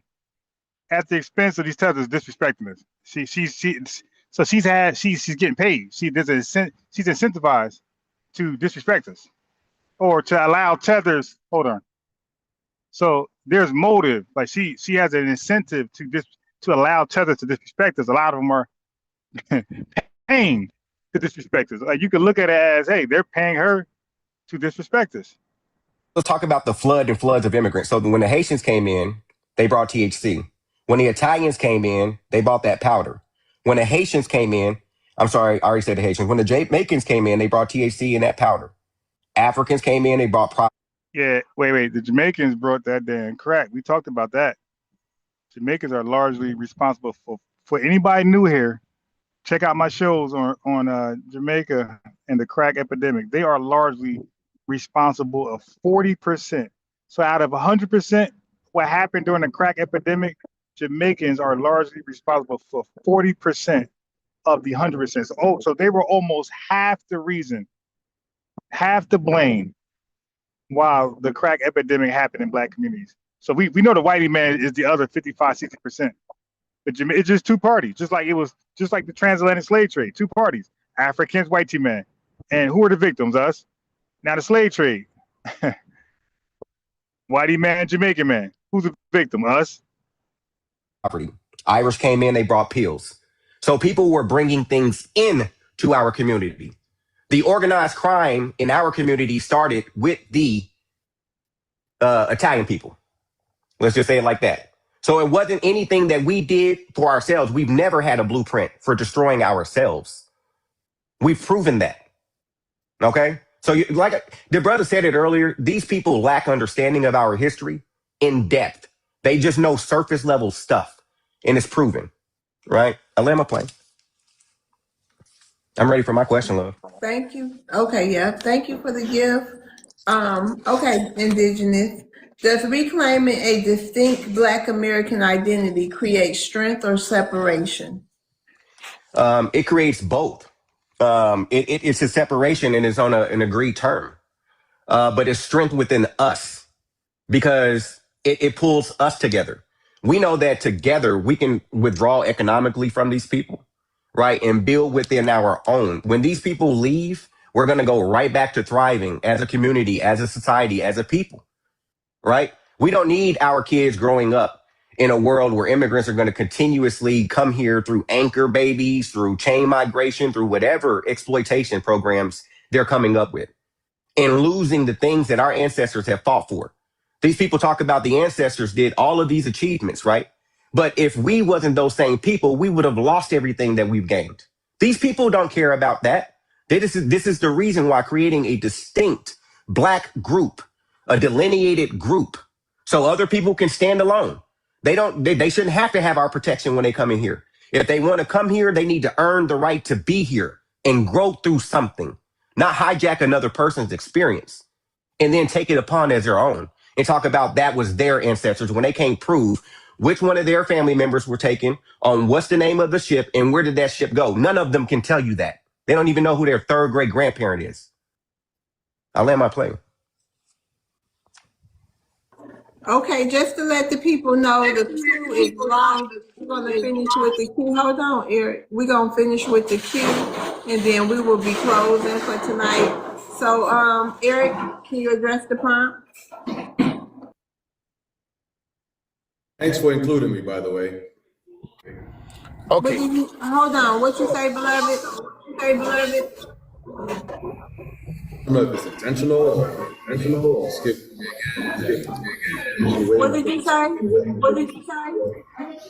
I thought I was in the queue to be included in this conversation, dialogue, or shenanigans, whatever this is. But I want to point out these TikTok civil engineers that can't move out of their mama's cribs, but yet hold on. How about this? How about this? I'll give something to y'all, because you must didn't understand when I explained the rules. No one is skipping you, but it's a process here on this panel. But I'll let you guys do open panel for a minute. Go ahead. Y'all can do open panel. I thought you said you would like leave after that or something. Nah, go ahead, beloved. You've been trying to come on to talk. Go ahead and talk, bro. Yeah, I mean, I'm just waiting patiently, right? So No. Go ahead and talk. She made an open panel. Go ahead and babble now.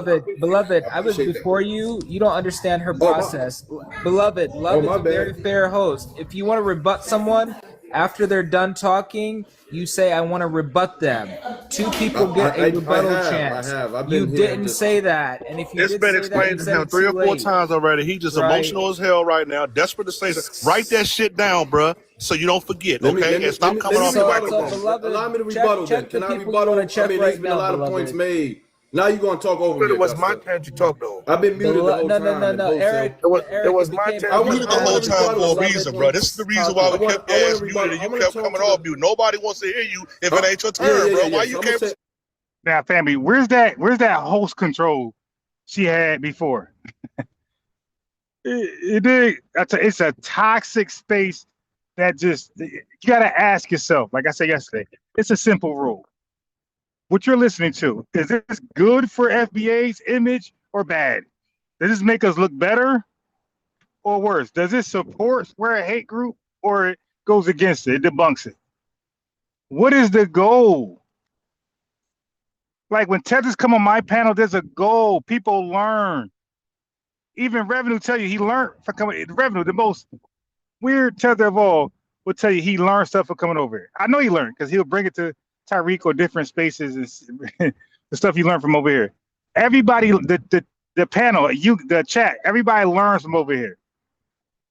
Like I would never have a show, a serious show like this, or serious podcast like this where nobody learns. It's just toxic. We're just hurling insults. And look, when we talk sports that one time that I brought to my my sports podcast, look, see how chaotic it was?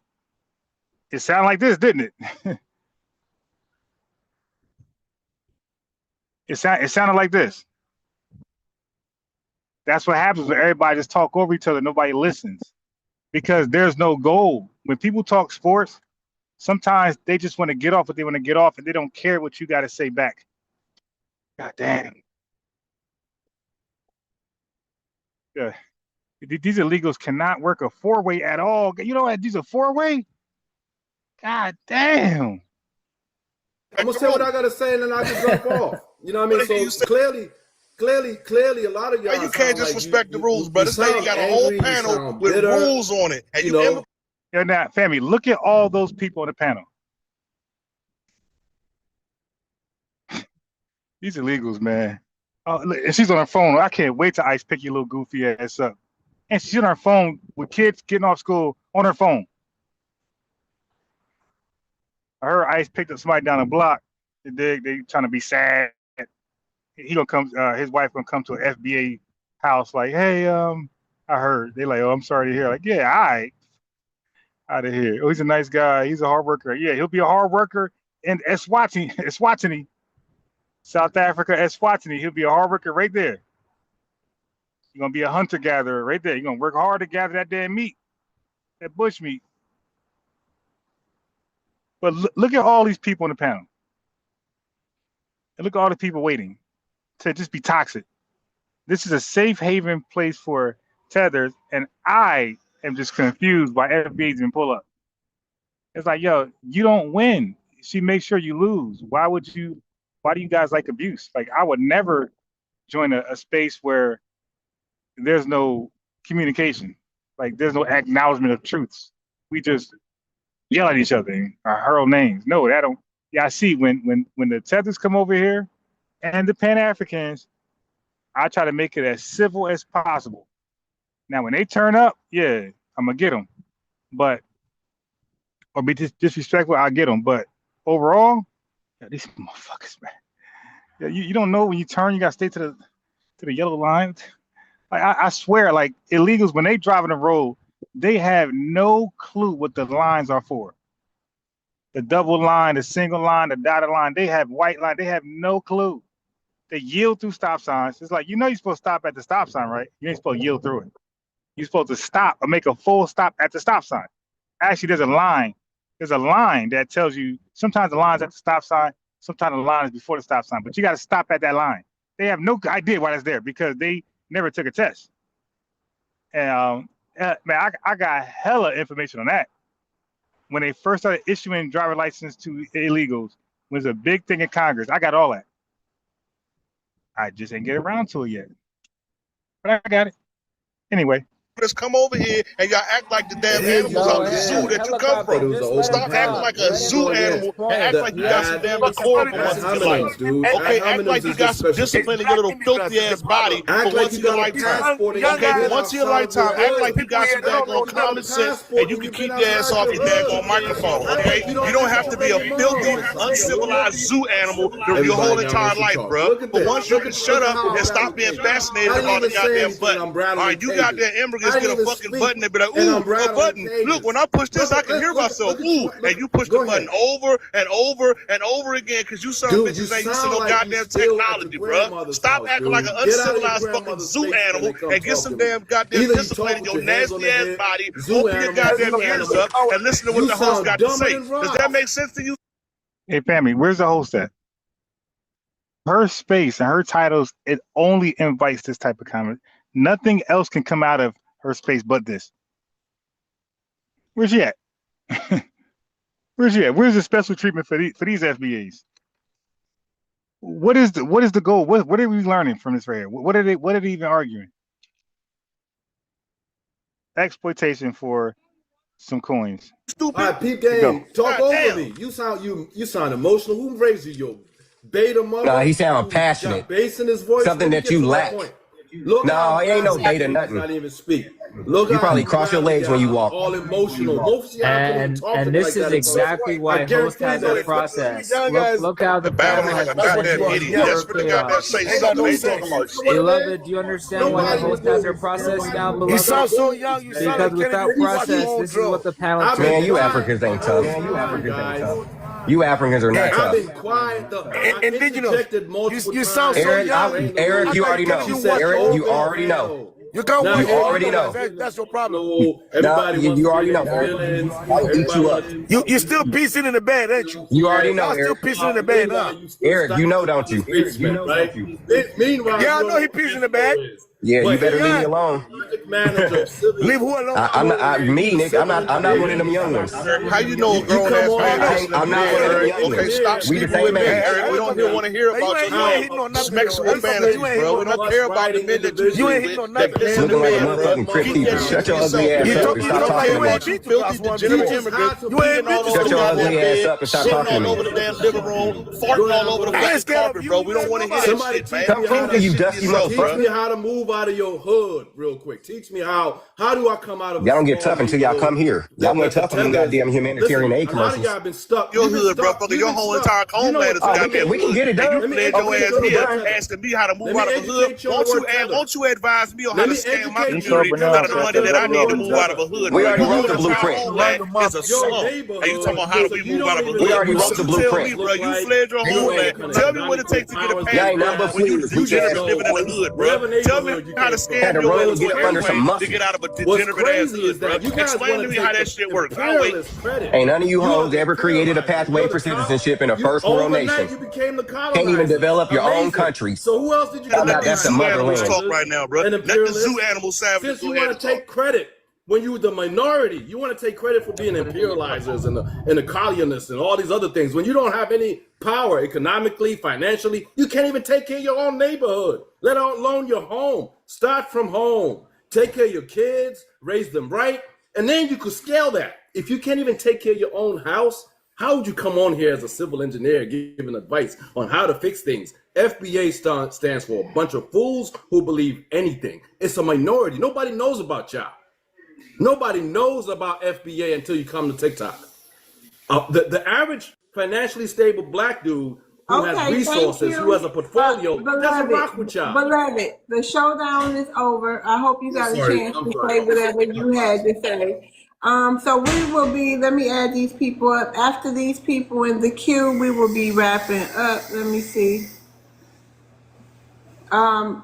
Helicopter and indigenous was restricted, so we will definitely be wrapping this up again because my page will not be getting banned. So let's see. No way. They bring a division, host. I mean, you don't understand. Like, I come in peace, but you got to know the audience. I didn't come here to rattle anybody's cage. I'm Okay, sorry. you're centering yourself continuously right now. So Eric, go ahead. Yeah, you heard that? He's over here defending his case. But yeah, I ain't gonna do that. Yeah, they came with that. You're centering yourself right now. I mean, yeah, the spectrum lady. No, Eric already went, right, August? I can't remember. Beloved was taking up some. Wait, how do you get back to normalcy after that? Like, why not just close the show? Like, okay, this went way too far. Too many emotions. Too many egos are involved. Too many insults. Yeah, let's close this one up. Let's do another. Nope. So much space that he's distracted the whole panel. And it's crazy. Take the Tom Pines off, man. Go put on some boxes or something, man. Take off the Beloved, shut the hell up and stop go. talking to me with your hands on your Excuse head. me, thank you for Don't coming talk to up, me with your hands beloved. on You your have a head. good night. Okay, so it's the final three. It's us three up here going to end the night because the queue is closed and everybody who was in it obviously they couldn't wait any longer. So August, you want to address the prompt? What's my turn? You already went. No, I haven't. Let him talk first. You didn't go, Eric? Eric, is it your turn? Because Eric has been saying it's my turn. I can't remember if he went or You not. I didn't think he address the rebutted. prompt, Eric? Check. Did Eric address the prompt? I think the guy who went was the guy in the continent who Okay, sounded. go ahead, Eric. Okay. Okay, thank you, Jasmine. Go ahead, Eric. Is black too broad to define people? Thank you, Benita. Black is broad, and black is all over the world. Okay, it's not. I'm a black man from Ghana. Okay, and I live in the United States here as naturalized citizen.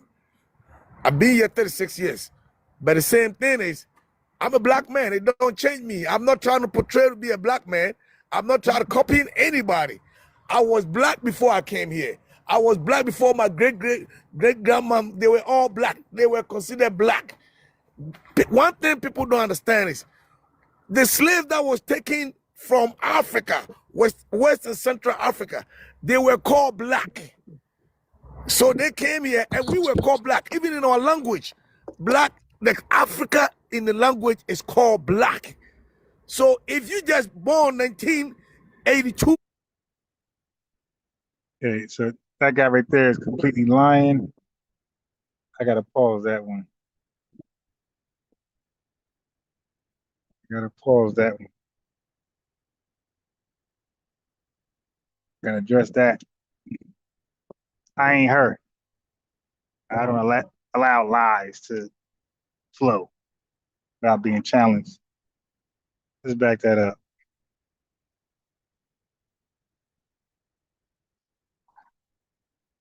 People,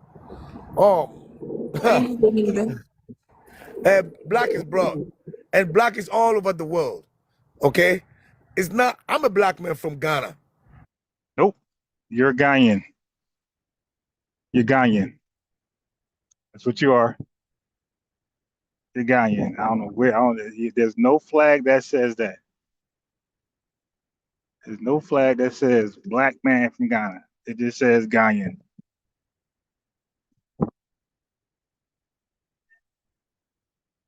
Right? He was not talking that 5 years ago. Okay, when Ghana came to the UN, came to the UN, the president did not say he is a black Ghanaian. He didn't say that. He said Ghanaians.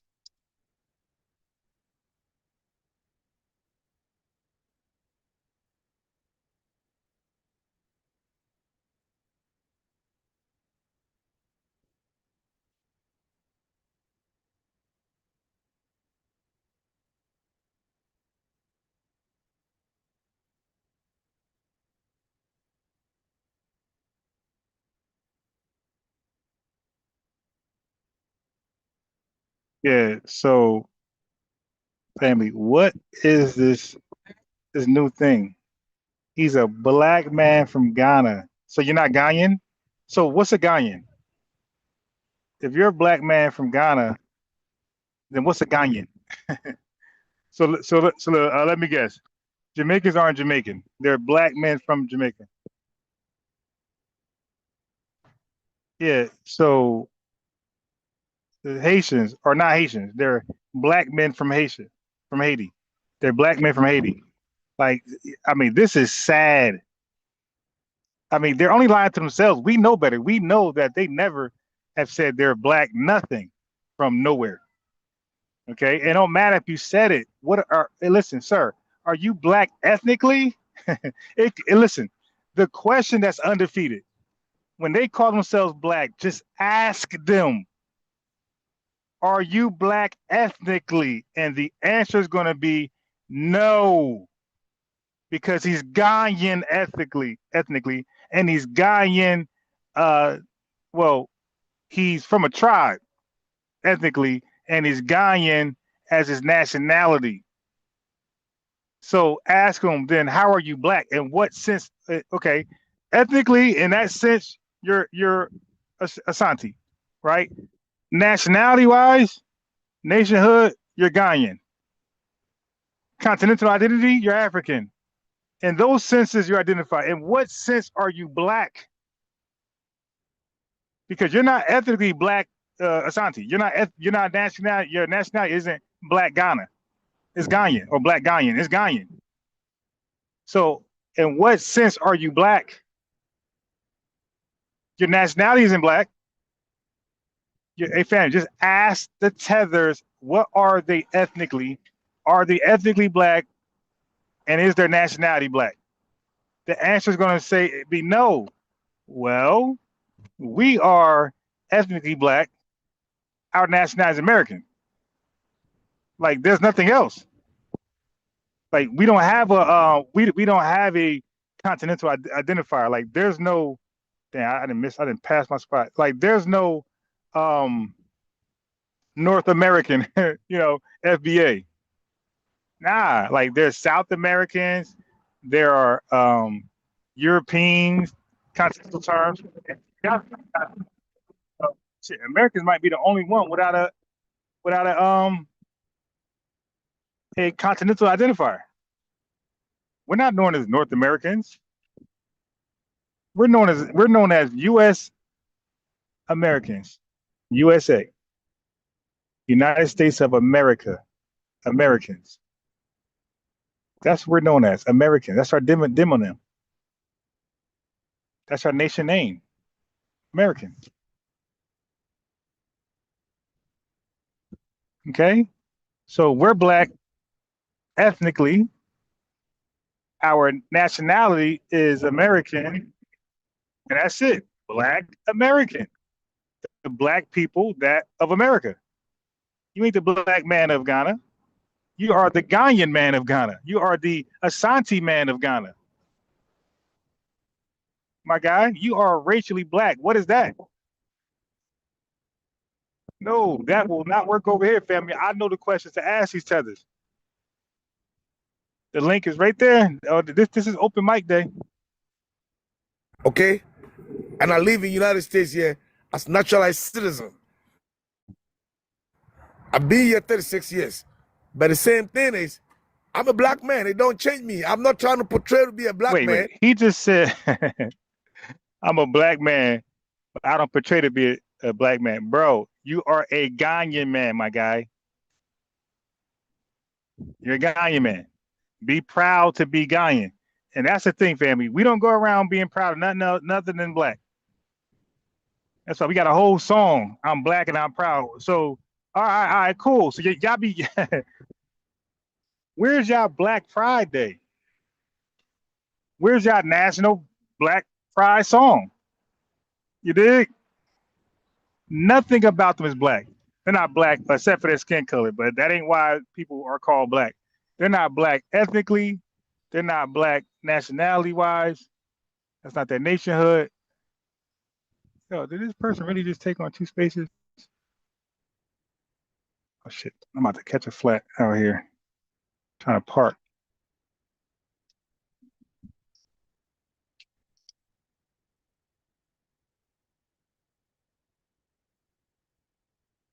Yeah, nothing about that guy's black. Dude, in what sense are you, that's a simple question. In what sense are you black? I'm not trying to copy anybody. I was black before I came here. I was black before my great. No, you were Ghanaian. See, he's equating black with how he looks, bro. That's not, the white man called you black by your skin color. The Portuguese called you black by your skin color. And they said that skin color was equivalent to a slave, a half human. No, you guys didn't call yourself black in no sense. Stop lying. You called yourself by tribal names. That's it. Liar. I wish one of y'all would call up here and get educated. Great grandma, they were all black. They were considered black. No, they were. By who? One thing people don't. By who? Considered black by who? Yeah, all these illegals do, family. All they do is walk across green lights. I'm talking about, the green light. You ain't supposed to walk across that. You're supposed to walk with it. They walk across. That's all they do. It's like, at what point do you kind of get it? Like, y'all ain't trying to adapt to the American way at all? Y'all just gonna do what y'all want to do? I mean, and like they just did. And this over here is kind of, it's like kind of, it's kind of speedy over here.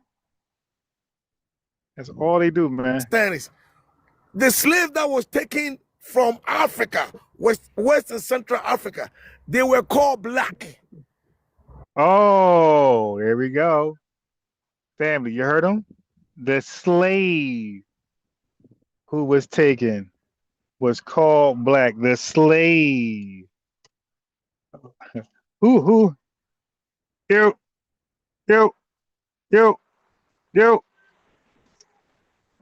Who? A slave, he says, was called, but who called the slave black?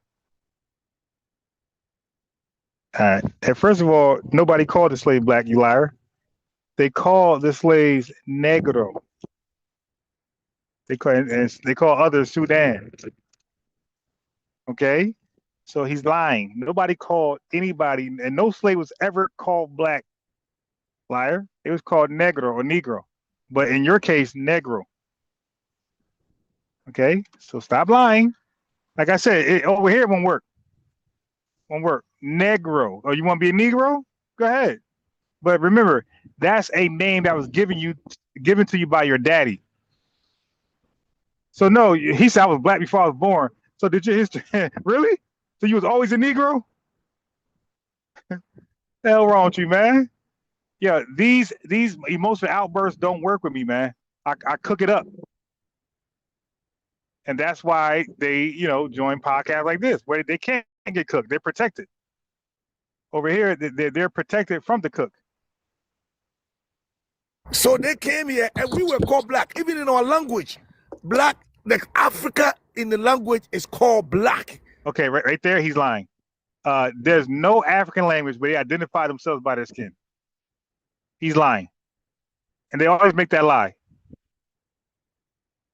They always do that lie. They never identify, they always identify by their tribes and their language and other things. They ain't never identified by their skin color. Lying, disgusting, tether. But look, he's allowed to just go and go and go and go. And then when he's done, any rebuttals? Well, damn, he said 1,000 lies.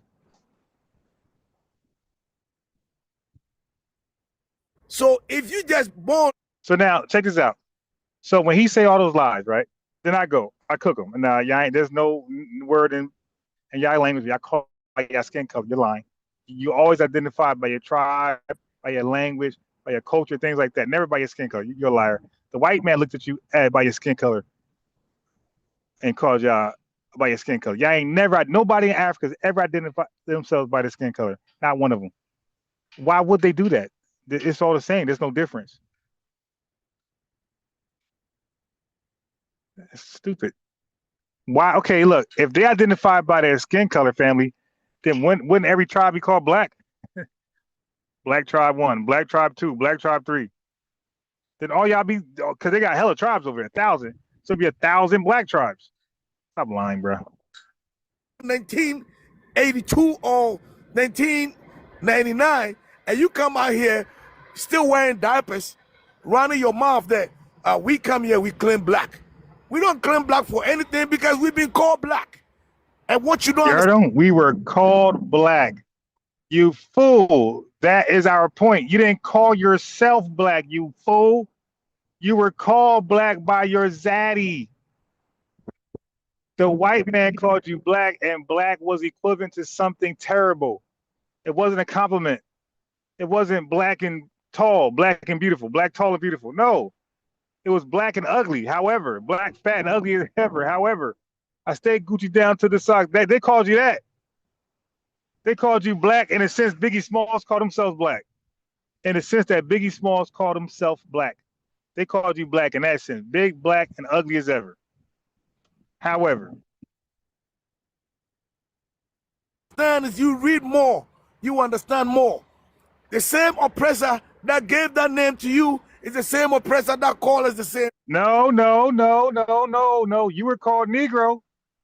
You were called Negro. We were called Negro, but we were never called black.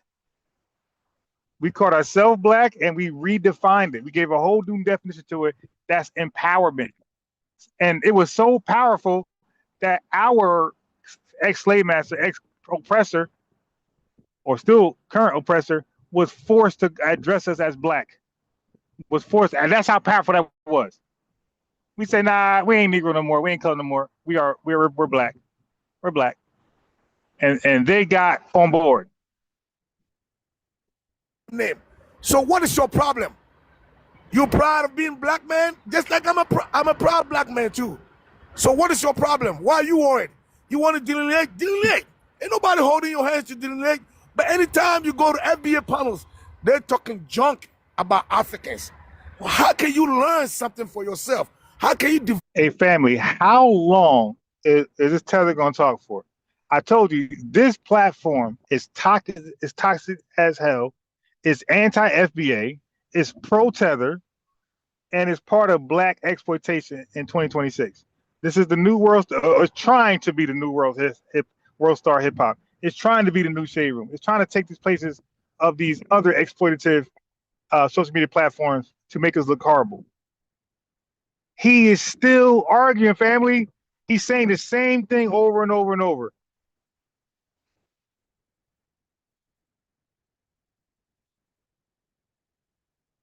Yeah, this woman, I mean, hey, man, I'm already in her comments like, hey, man, you got to take that back to TikTok. Like, you got to get up out of YouTube. Yo, you toxic.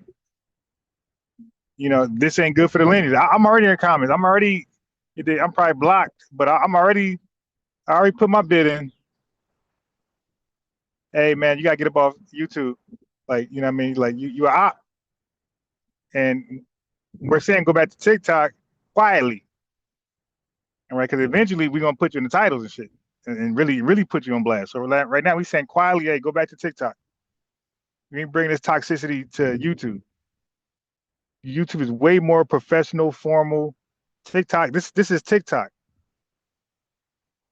Okay? Pull up your community while you talking junk about somebody. What is that for? You should learn how to prevent powders in your community. Learn how to keep your youth out of jail. Learn. Hey, family, this guy, and look, she claims to be FBA. So that means he's talking about you. Like, how could you possibly be FBA and not take anything they say personally? He's talking about you. He ain't talking about to that guy. He's talking about all 43, 45 million of us, all 50 million of us. But I believe that there's something up with her. This is not. Look at all the sisters calling my channel, calling all the other channels. Ain't no sister would tolerate this. Ain't no true FBA sister would tolerate this right here. That's why it'll never work. So if an FBA sister say, you know what, I'm gonna build a toxic community, I'm gonna get some money off it, get some coins, and oh well, I bet you she crash out eventually because you got to take this. And family, this is 4 hours and 12 minutes. Okay, so she's been hearing this type of stuff for 4 hours. Not the guests, circulate, rotate, and they get off. She's been enduring this hate talk for 4 hours, and this is one of many. She got other videos that come on YouTube. Like most of them don't really get much motion, but when she puts her name in one, they get a little motion. But mostly when she every so often, but most of her shit don't get no motion. TikTok 8 hour, 9 hour videos. God damn. And then and she got a plethora of these. you got hella 10-hour videos of this. How to keep your youth out of felonies. That's what you learn instead of talking about immigrants. When you talk about immigrants, let me explain. Family, what? Okay, how we? I mean, this is Charlie Kirk talking points. This is white tea talking points. Like what's the learning? Like how we rebut that? There's no rebut to that. It's only insults back. Like he didn't say anything worthy of a rebuttal. He's just lying and being hateful. Explain immigrant to you. A lot of people don't understand. Land your plane. Wait, land the plane. How about next? She said land your plane. How long this guy? So he gets one more minute. That means all people that come out from different countries, not Africa only. You forgot about Italian immigrants. Why don't you attack them? Okay, Attacking Africans. Land your plane. Eric, was you? Wait. So he's still just disrespecting. He ain't landing no plane. Insults, and she's saying land your plane, land your plane, land your plane. I would talk to you on my land. Wait a minute, hold on. Was you here before? Huh? Yeah. Anybody supporting this right here, I'm gonna look at side eye, man. I don't give a damn who you are. You support this panel. Yeah. It's up. Was you ever over here before on my panel? Yeah, I've been there. I've been to your. I come to your panel almost every night. Did somebody call your son? I come to your panel almost every night. So, family, she knows these guys are toxic. She knows they're not trying to debate. She knows they don't have rebuttals. I come to your panel almost every night. This is it. I love your panel. I get to disrespect FBAs like no other. I can't do this nowhere else except for your panel. I can't disrespect FBAs with this much uninterruption nowhere but your panel. My man said, I come here. How the hell a tether is that comfortable coming to an FBA space? Yeah, man. Yeah, man. I'm sorry, man. I got to take a pause on tethers. I got to get at these fake FBAs who's off code, who's providing platforms for tethers to disrespect us. Can't have that. I'm like my man from Belly. I don't like that shit. I don't like that. I'm about to eat a damn banana like Groovin Gorilla.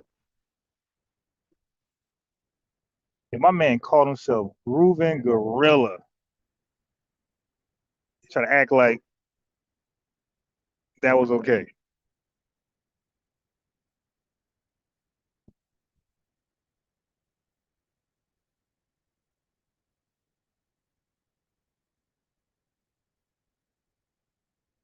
One second. I'm trying to switch back to my laptop. My man called himself Groovin Gorilla and pretended that was okay. Groovin Gorilla, family. That big, cocky, dancing gorilla tether. He called himself. I never knew that. Before he was Big Groove, he was Groovin Gorilla. Straight minstrel. Disrespecting the hell out of us at the expense of the lineage for white people laughters. And he makes sure most of his stunts are in white neighborhoods in white restaurants. Because I seen him dancing when I was playing him last night. If y'all paid attention, when he was in like restaurants with black people around, they ain't paid this guy no mind. They're like, okay. But every time he was around white folks, they clapping and, oh my God, keep it up. Oh, look up. Okay. Black folks, y'all want to take it back to minstrel? Okay. We can help y'all out. All right. My man called himself Groovin Gorilla. You know my man don't give a hell about us. That's your stage name, my guy? You dead ass?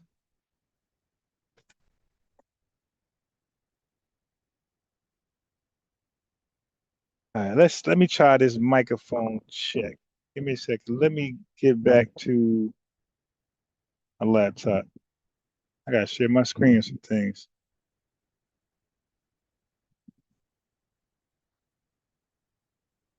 I gotta share my screen on some things.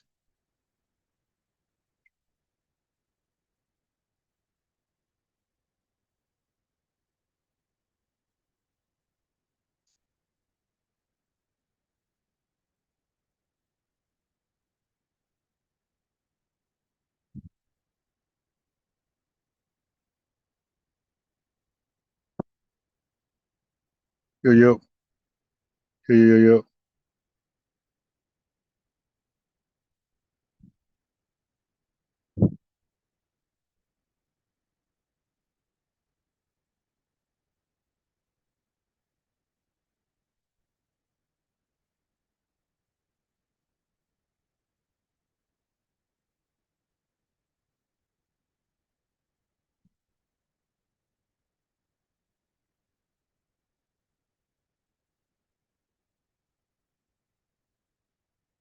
The hell?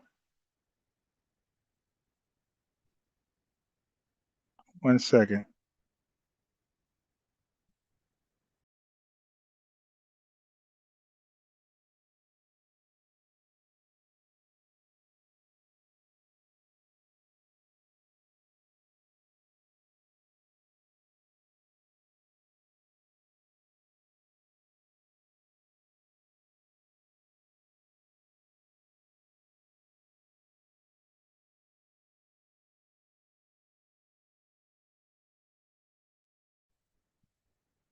Audio check.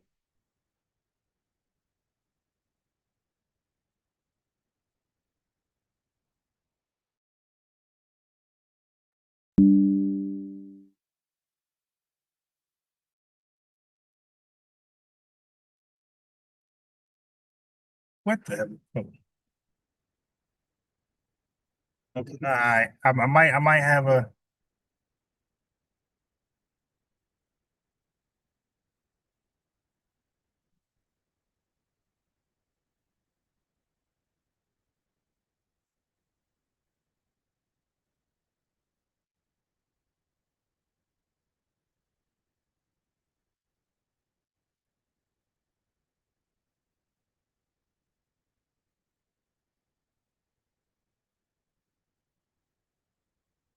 Audio. Oh, audio does work.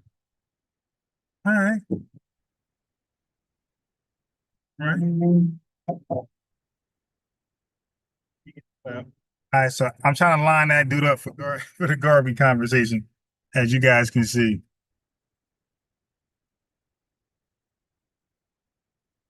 One second. Wait, audio. Yeah, it's pick and choose when it wants to work. All right. I ain't about to play with it.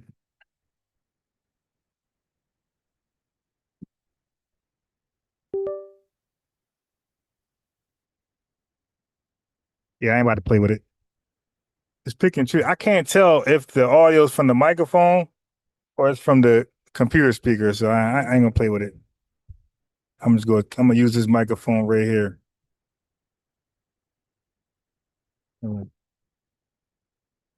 Where is the mouse?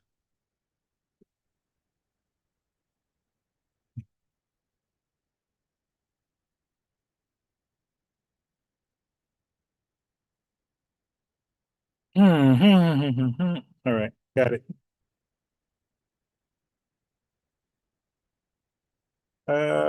What time stamp was I on? 3:29. So it's almost over. It's almost over, fine. It's almost over, family. 3:29. But I want to show y'all like how she does. You see Tariq's on there. She laid down order. Finally. Yeah. So he's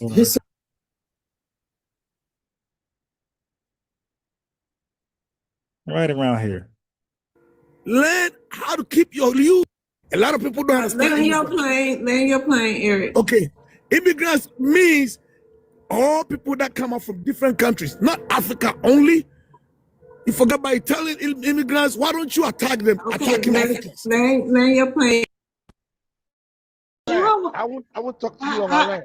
Wait a minute, hold on. Was you here before? Huh? Was you ever over here before on my panel? Yeah, I've been there. I've been to your. I come to your panel almost every night. Did somebody call your son an African booty scratcher? Okay, they do that. Was that you who said that and you went to your neighbor's house? Yeah. Okay, I thought that was you. Okay. And my son was even sitting beside me. He's half Black American, half me. But you know, this is TikTok. We don't take TikTok serious on certain things. You know. Okay.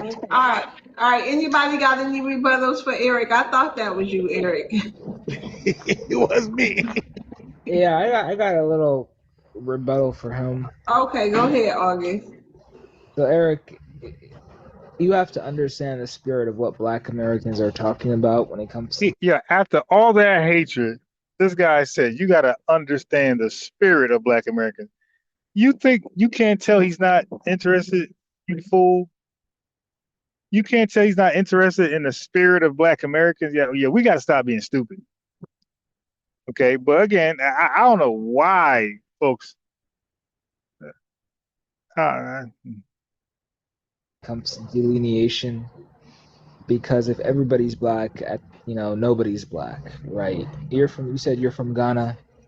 Stop In Ghana, the they cap. have the Ashanti, they have the Akan. The Akan themselves go into so many different categories, like the Asante and so on.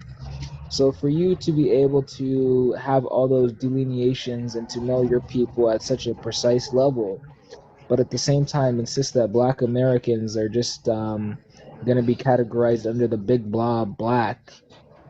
Don't you think that's a little hypocritical of you? No, bro, they don't give a goddamn. They want to be tied to us. They know that they could only be tied to us with the big glob black. They need that. Cool. They need that. They need to have the big glob. All right. They need that. They're trying to tether on, my guy. You stupid. So they want any term that ties them with us. So therefore, because they know America doesn't owe them anything. Okay, they know America doesn't owe them anything, so they're not do anything. They're not privy to anything. They understand that Black America owes us everything. So if they keep getting lumped up with us, they get things. If they're not lumped up with us, delineation, they don't get things. Common sense. If you can recognize yourself at that level of granularity, why do you deny Black Americans that same right, sir? What is your problem with delineation? I just need you to explain that to the over 200 people on this panel who are listening. Okay.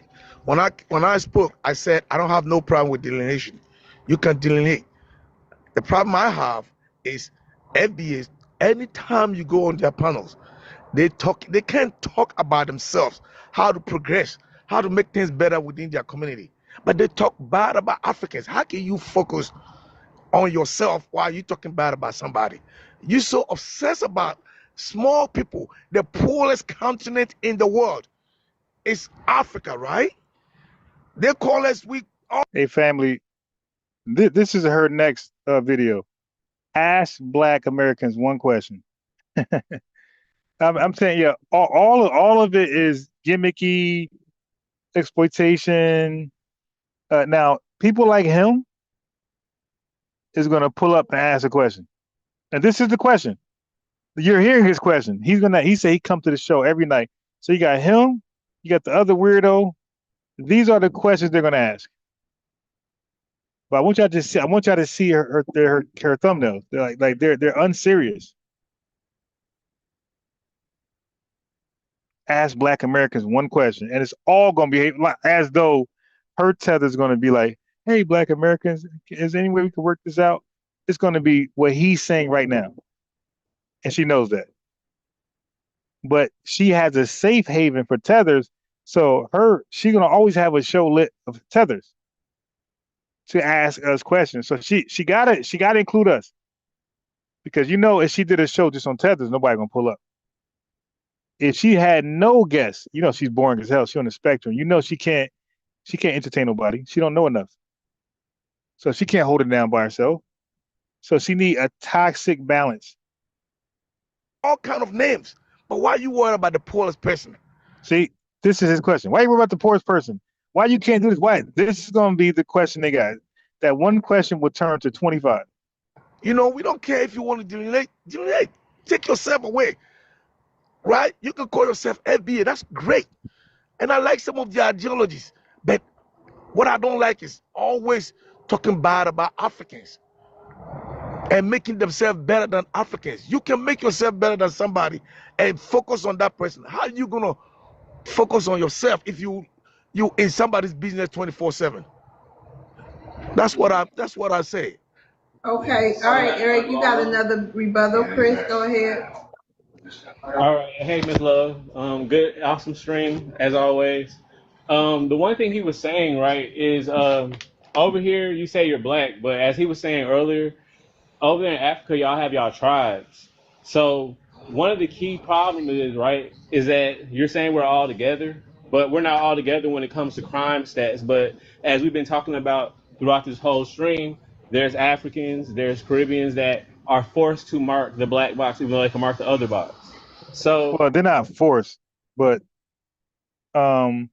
anyway, shout out to Red Dog, Oliver Johnson, Lloyd, Deadmond, Will X, Fresh Always, Claus Van Dam, Grease with Fire. We got Braxton Hassana Keys. She got a whole government in there. Okay. We got AJ Beats. We got Sour Patch Ron. We got songwriter Sonny. Miss D, 6 Women Sports in the building. Yeah, I don't know this black around the world. He just made that stuff up. Just lying. When they come over here, they don't get far at all. Tai 234. We got Mr. Jabbar. We got SMK. We got Rhoda Kid. B1 Business. Crypto Blessing. Humble Servant. Black Titanic. Marvin Rowell. We got Paul Game. We got Sweet Jones. I find it incredible that every other race of people can distinguish themselves. For instance, Japanese, Chinese, Korean. Right. Well,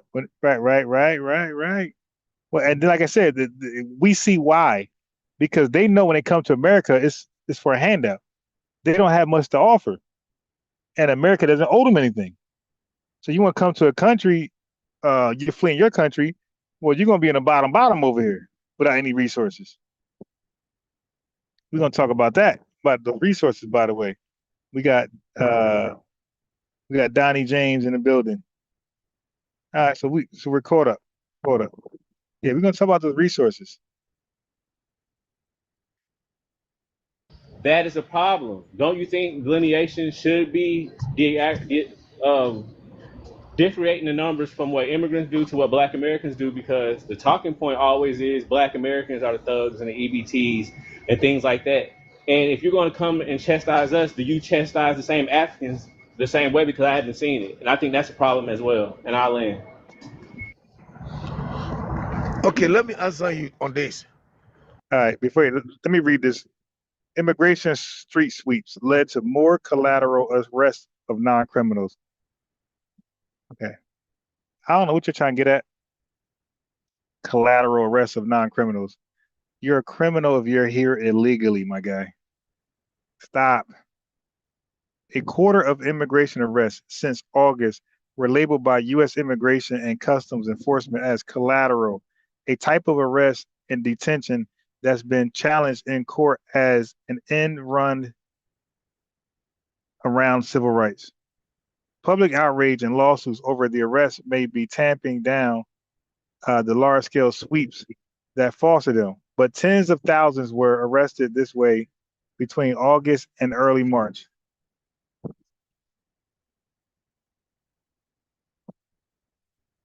Immigration arrests were usually based on warrants obtained ahead of time, showing either a removal order from immigration court or evidence of a crime or charge that makes the person subject to deportation. But collateral arrest can result from street sweeps and raids in which a person is singled out for questioning based on appearance or proximity to someone wanted on a warrant. That person could be taken into custody if agents think they may be subject to deportation and also likely to flee if released. Yeah, all right, whatever. I'm whining. I'm okay with collateral arrest. Nobody should be in this country legally. Like I said, you can't delineate. You can separate yourself. Africans, we not worried about that. That's not our problem at all. And it's good for you to do that. All right, it's 100% great for you to do that. You twisting my point. My point is, whatever you do, if I call myself black because I was called black before, right? You call yourself FBA. That's good. Family, he doesn't know what he's saying.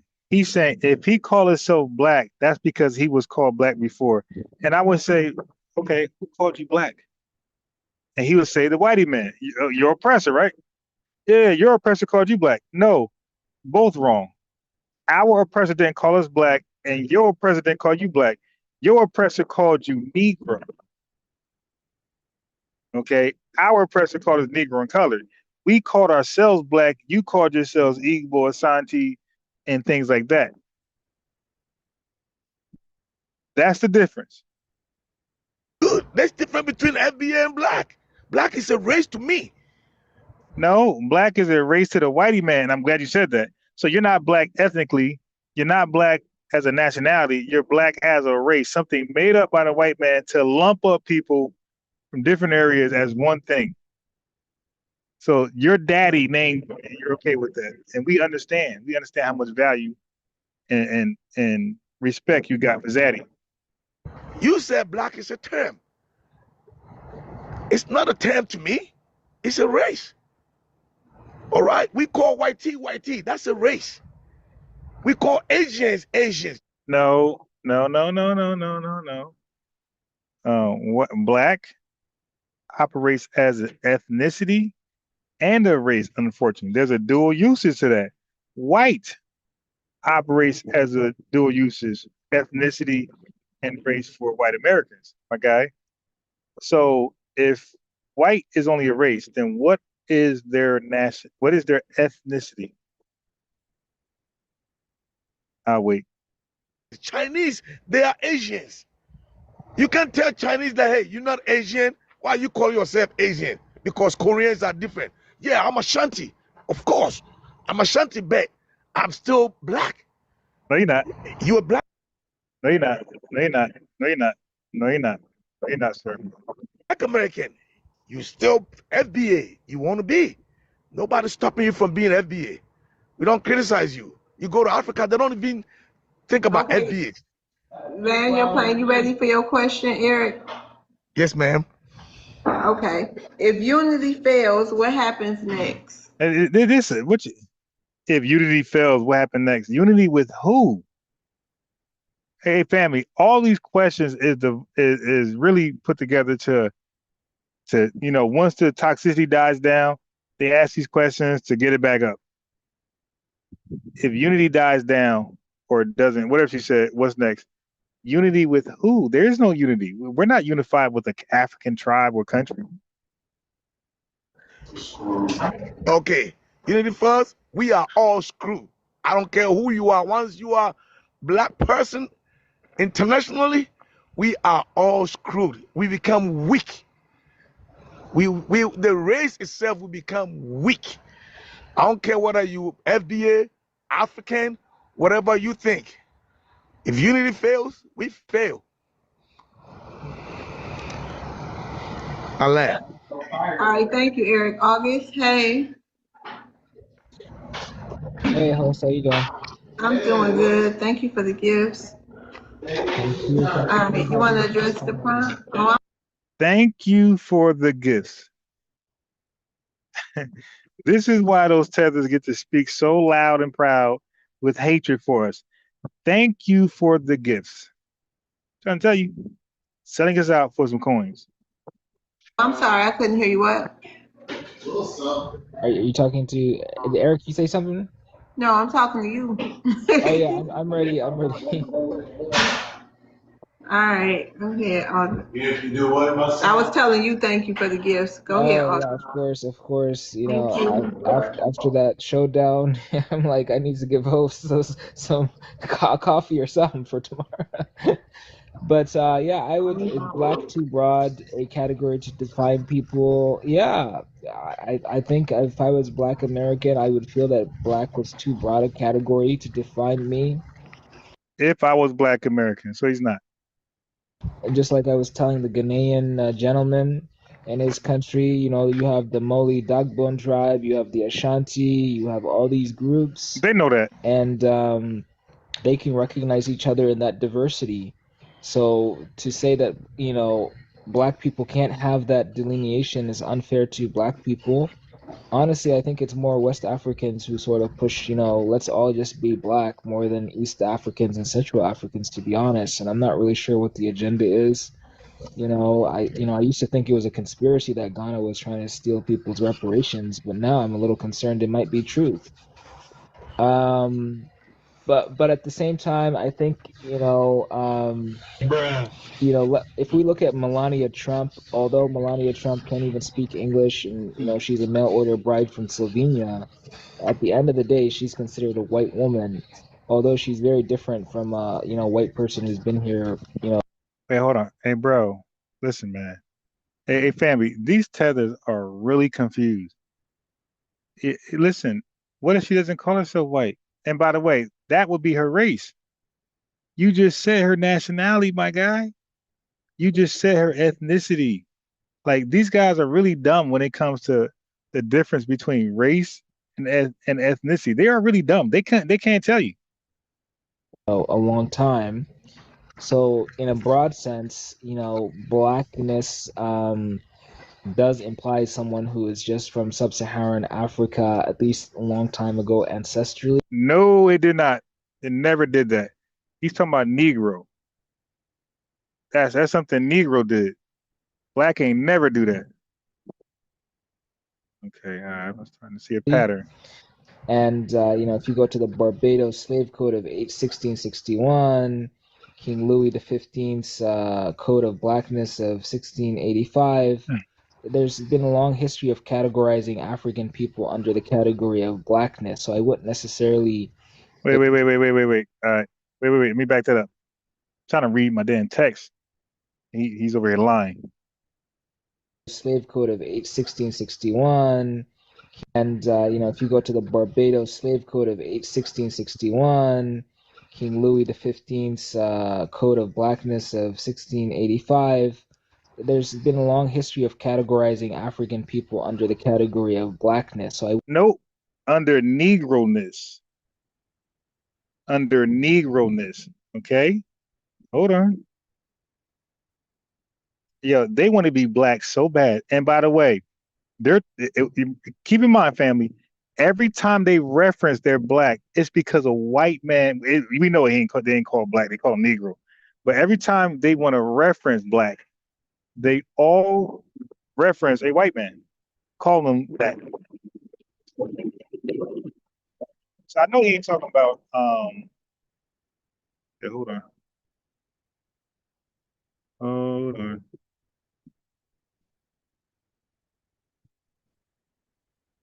Hold on.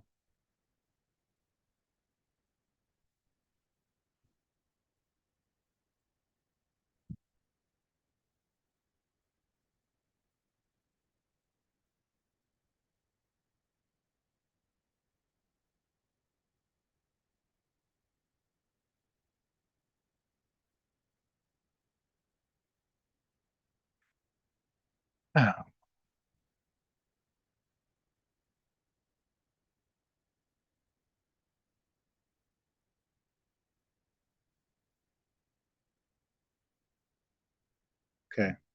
Family, the act was officially titled An Act for the Better Ordering and Governing of Negroes. Okay. They were not called black.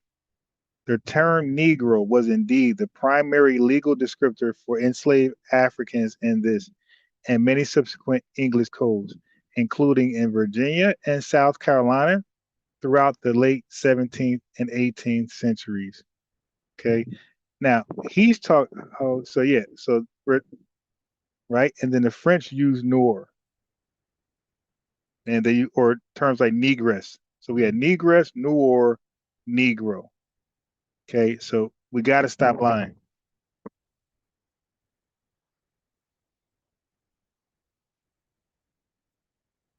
So it says Negro. Okay, Negro was the dominant legal and institutional term in these formal codes. Okay, Negro.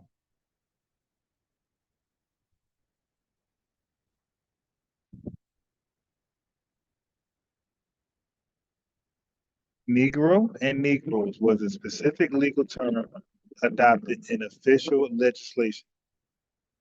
Okay, so you got to stop.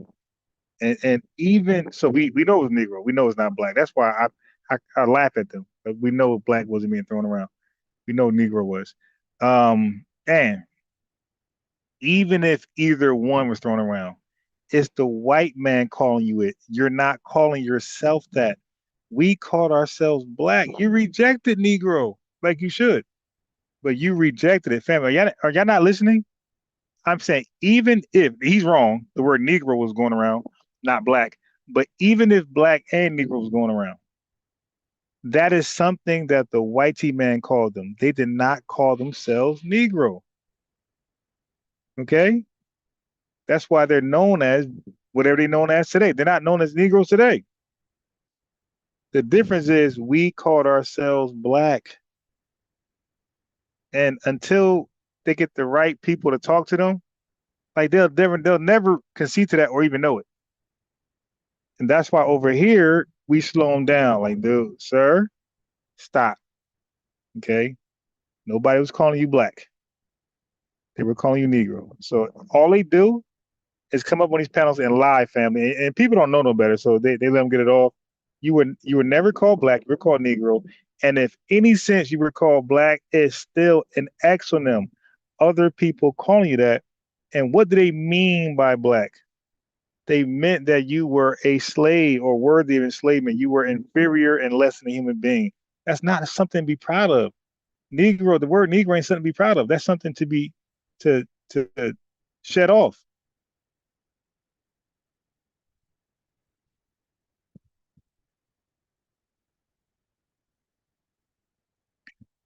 All right, so we got some support. Let me see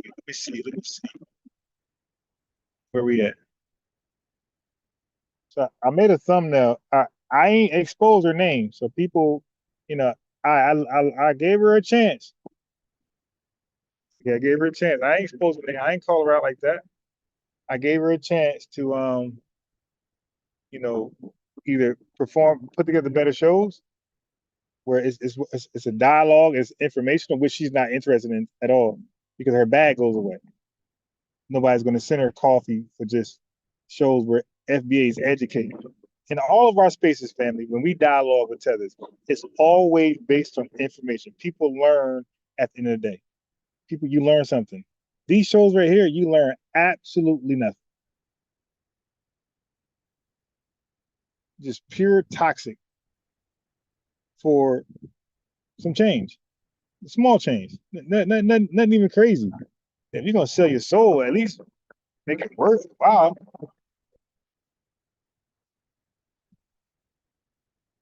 It wouldn't necessarily exclude Africans from being called black, but I do think terms like foundational. Yes, it would, because you. Oh, you know what? I wonder if I can. Yeah, I'm gonna give a comment. Let me give a comment on this show. Maybe I can. Maybe I can extract one of those tethers over here. Hold on. Maybe I can extract one of those tethers over here. I can lure one. At least I can lure her. Let me go fishing, family, for one of these tethers.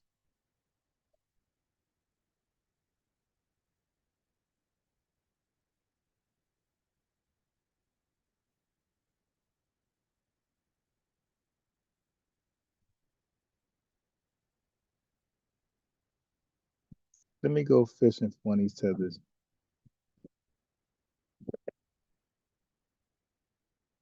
Hopefully it's off the bait.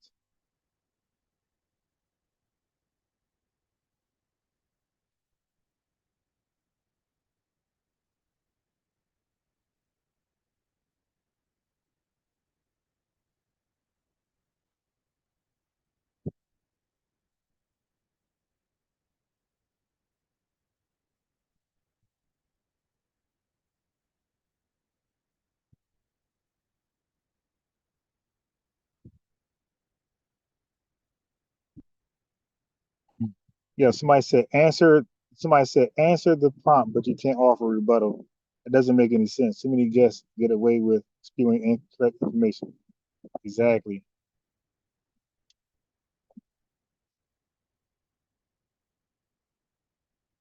All right, so I got the Garvey guy. Let's see the Garvey guy responds. I got the Garvey guy. Hopefully this guy give me some good news and say he wants to come on. Let's see. Let's see.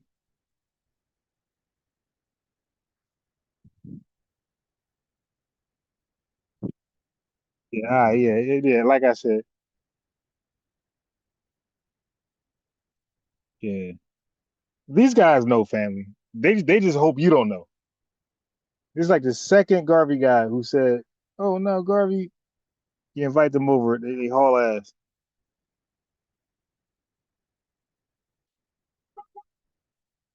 Boy.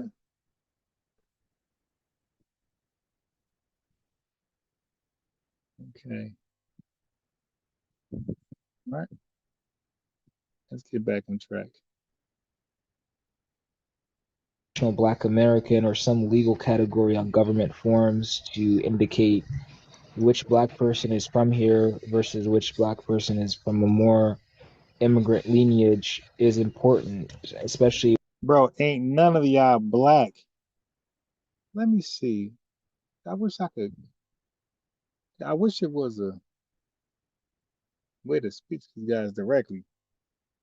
When it comes to programs that try to address the history of racism in this country, and I land there.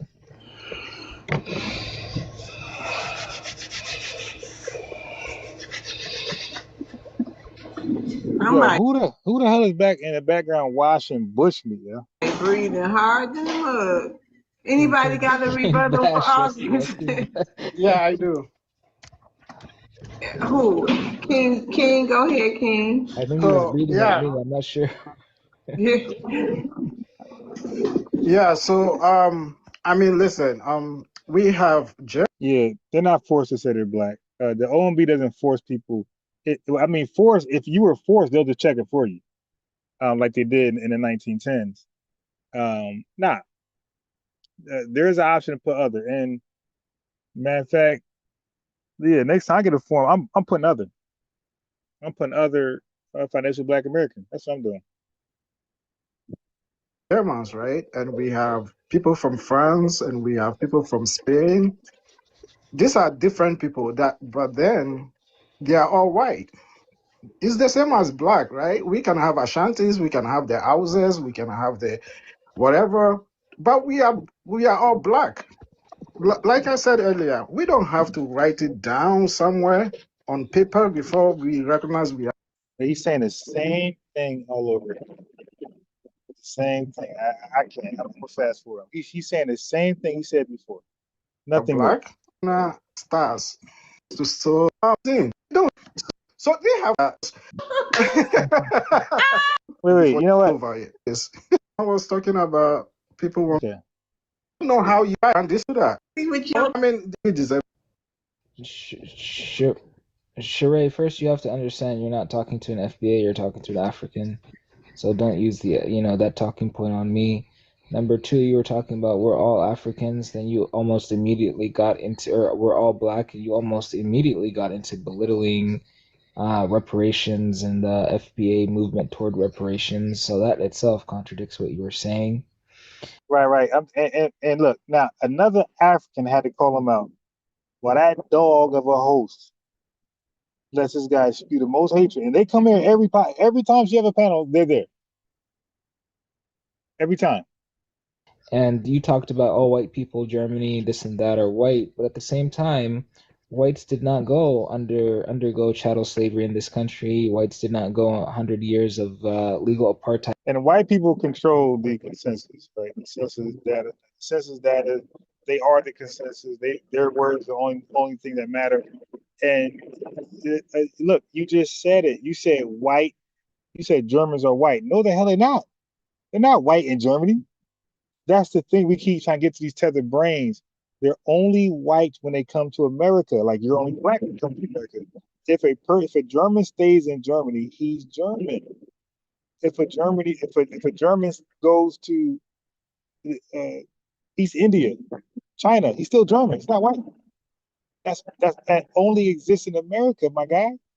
You're only black on paper. You're part of our paper genocide. In this country, so it's not the same situation.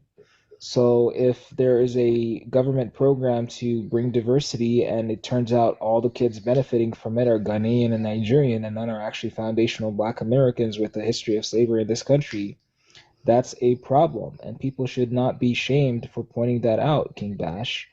It's not HATE, it's just truth. Africans need to stop running away from the truth. Thank you, August. Yes, go ahead, Eric. Okay. August, bro, let me tell you something. You said something, say Ghana, you started thinking Ghana try to get reparation from Black Americans here and all what you said. Did you listen to what the Ghana president said when he came here? You didn't. That's why your problem is.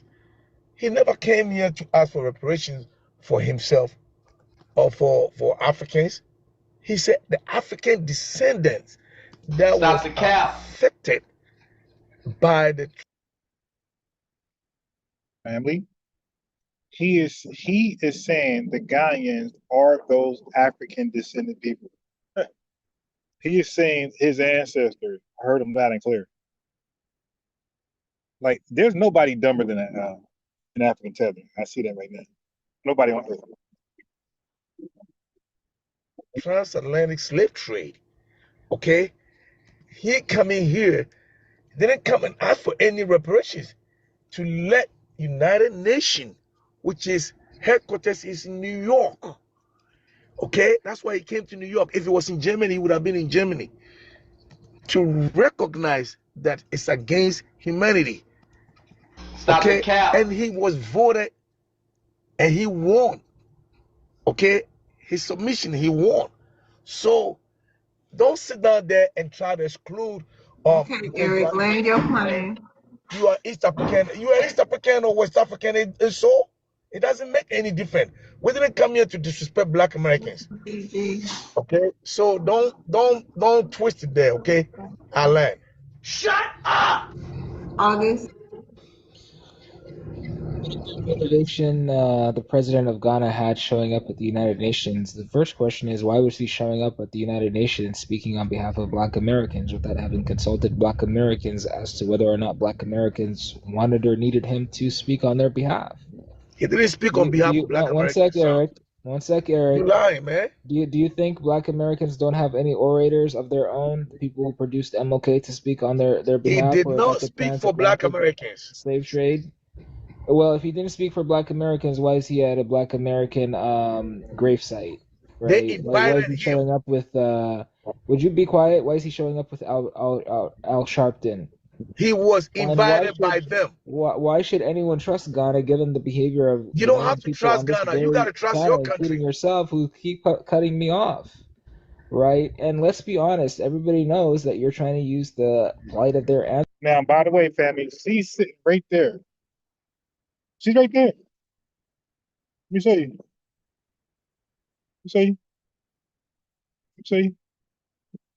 She's right there. Look. Ancestors in a way. Trust Ghana. You gotta trust your country. Including yourself, who keep cutting me off.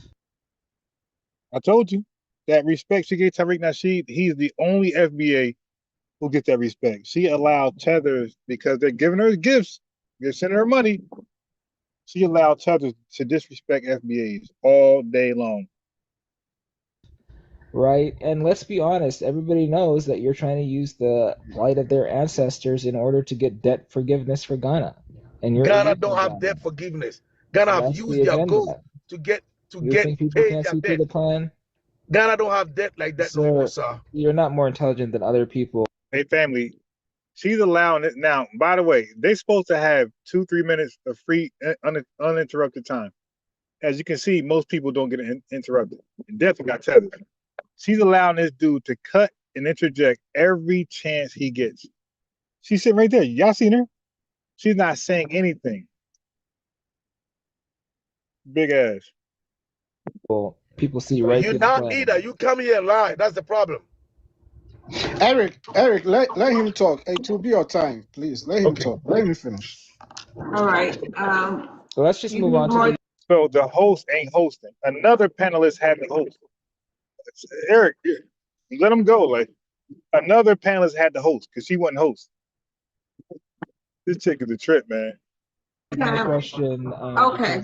Eric was, disrupting me because I think I was touching some sensitive spots. I'm not sure, but Okay, August, let me ask you this question. Wait, so he don't get more time? Now she normally gets, like, even when Tariq was cutting in on a tether, the tether demanded more time. So August don't get more time. The guy spoke freely. Yeah, I can't stand this woman, yo.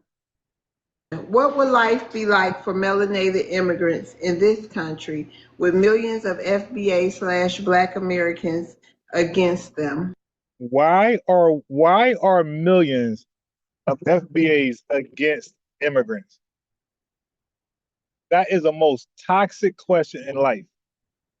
Why would FBAs be against immigrants? Why? What? Yo, you just lied. She just framed some bullshit, family, and they're gonna answer that question. I showed yesterday some FBAs actually answered that, so he indicted himself that we're against immigrants. I'm like, yo, why did you frame it like we're against immigrants? Not against immigrants. Like, there's no immigrants. Why did you frame it like that? Like, what was the see? All of her podcasts, all of her panels is FBA versus immigrants, FBA versus Pan-Africans, FBA versus Latinos, FBA against LGBTQIA plus, FBA against small hats, FBA against white T-man. FBA is she makes us against everybody. Like, we're just toxic. We're just a hateful people, a hateful group, a hateful cult. I think it would become legitimately more difficult because I think a lot of melanated immigrants, and I'm not just talking about the Africans. I'm talking about, Miss Chang, who has the dry cleaner, Mr. Kim, who's selling the hair products, Mr. Abu at the 7-Eleven. I'm talking about, Ahmed at the, grocery store in Bronx. A lot of people have just gotten very used to a very polite and welcoming and inclusive Black American community that said, you're melanated and I'm melanated, and let's be in a struggle together. And people took that for granted. Now, if this people showed the same level of disrespect that sometimes some melanated immigrants give and withdrew, I think a whole lot of businesses would suddenly go out of business, and a whole lot of people who are very prideful will fall down, right? I think it says before the fall comes pride, so I think there should be a little more pushback from the Black American community. I really do, because people have, taken the respect for granted, right? So yeah, life will become legitimately more difficult because at the end of the day, Black Americans have demographic weight. There's like 45 million Black Americans. They're in many of the more competitive states politically. They have a lot of congressional seats. They're in the government. All the people boasting, like some Africans, not in this panel today, but other panels, oh, the Black people don't have any power. Oh, yeah, they do. What do you call the Congressional Black Caucus, for instance? Right? And if they didn't have power, why does everyone want to be Black when they get in trouble and go to Selma to march? So yeah, I think there's gonna be trouble. So don't kick that stone unless you want to get by the snake under it. Is what I want to tell the other melanated immigrants. Thank you for that submission, August. King Bash, you want to address the prompt? Yes. Is Black too broad to I won't say so, but I won't say so because, like a guy said earlier, if we come together, right, we have power. But if we delineate or separate, then we have no power regardless. I know why some people want to delineate, because they think they're going to get money and they're going to share it with Africans. No, Africans don't want that money. Calm down, people. Oh, geez. Okay. So I heard the guy talking about why did the Ghana government came to America to talk about slavery. Yeah, he has every right to come here. He showed up because it was his ancestors that were brought to America. They were enslaved. So he has every right to talk about that issue. And he only came here because the headquarters of UN is in America. He didn't come looking for your checks. You don't even have those checks to begin with. As an African, listen, I will tell you one thing, right? If you respect an African, I can promise you that they will respect you back. But don't never, ever try that you're going to disrespect an African and they will shut up. No, it's not going to happen. If that's what you define as unity, it's not going to happen. I can promise you, no African will let you disrespect them. Because guess what? That's how even slavery started, right? We are so nice people, and they took advantage of us. And that is done. The YT took advantage of our niceness. That's how slavery started to begin with. Because I'm not there, but I've thought about it. I'm like, how did this happen? Because physically, they are not stronger than us. No, hell no. We've seen it. If we have to fight equally to start. I mean, God, my God, they just send this woman gifts while these guys just babble, man. I know we're trying to wrap up. Sir, he did not just show up at the United Nations. If he just showed up at the United Nations, that would be one thing, and spoke at the General Assembly at the UN headquarters. This man took himself and showed up at the grave of the ancestors of Black Americans and presented himself there. That's where the FBA protesters met him. So he was clearly trying to use the polite and use the imagery and symbolism and historical grounding and literally the graves of Black Americans to push his agenda. So don't you ever come up here and pretend that he was just speaking at the United Nations and not using Black people from this country as a front for his agenda, whatever it was.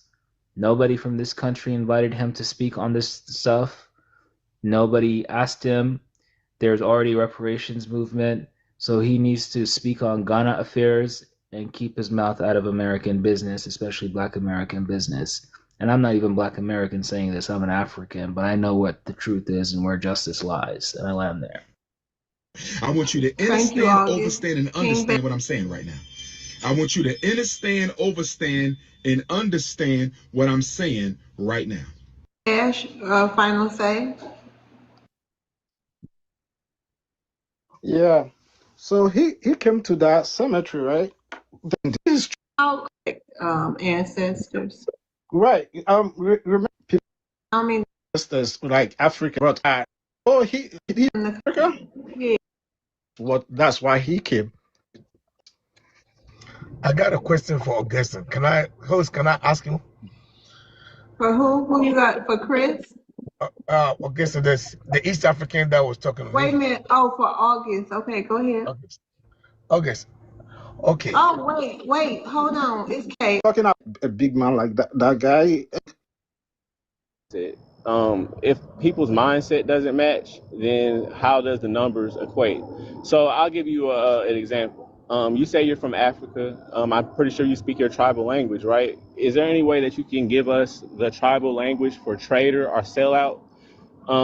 If you have that name, could you please type it in the chat? And the reason why that's very important is because y'all have a name for the YT man, but you don't have a name for the people who take the resources, that's your leaders, and then they don't give them to the people. Y'all don't have a name for that. So how can we unify with people who don't have a name for the people who sell them out? We have names for our people. So that's one of the things that you were touching on. Now, the other thing you were saying is that we don't have any power. So how can 50 million plus voters who vote in elections don't have no power? I mean, that doesn't make any sense if we're voters. And the last and final thing that I would like for you to address as well is, I really care less about why the Ghana president was here or wasn't here or anything like that. I think that the money that he spent gassing up that jet, he could have spent that fixing the flooding in your homeland. I think that was a important thing that he could have done. And as I was, I don't understand how we can have unity with people who can't recognize the traders and sellouts within their Pacific tribes. I don't see how that's going to work. If you can answer to that, I would love to hear it, and I'll land my plane there. Host, can I say something for a minute? Just Yep, as soon as he do his final No, say, yeah, I want him he to will get do. through with Yes. his train of thought, Eric. Go ahead, final say, King. So listen, the last time I checked, right? New York City got flooded recently, right? And when we talk about floods, it happens everywhere, Florida, everywhere, right? So don't talk like it only happens in Africa, right? So with that being said, right? So they keep on saying we Africans sold. Listen, nobody believes that. This is about more than 1,000 years old story. I'm not gonna believe the whitey side of story. No, no, no, no. I'm not. But and there's no scholar. There's no scholar in history that said Africans sold each other. There's no scholar, right? But if listen, okay, I can give you that we sold each other. If we sold each other, it will be the descendant of. Wait. What? Yeah, what is it? There's no scholar who would wait, what? And so they just allowed you to say the most stupid shit ever? No scholar. There's no scholar in history that said Africans sold each other. There's no scholar, right? But what are you talking about? That's a summarization. Scholars gonna be more detailed, but the bottom line is that you sold us. You dig? We ain't y'all, so we ain't say you sold each other. You sold us. if listen, okay, I can give you that we sold each other. If we sold each other, it will. So no scholar said it, but he entertained. Oh my God! If we sold each other, go ahead, bro. It will be the descendant of FBA because of their mindset. But if listen, okay, I can give you that we sold each other. If we sold each other, it will be the descendant of FBA because of their mindset, right? So if they sold each other, then they sold the FBAs of Africa because of their mindset. Okay. Because I wasn't sold. My family didn't sell me. I'm in Africa.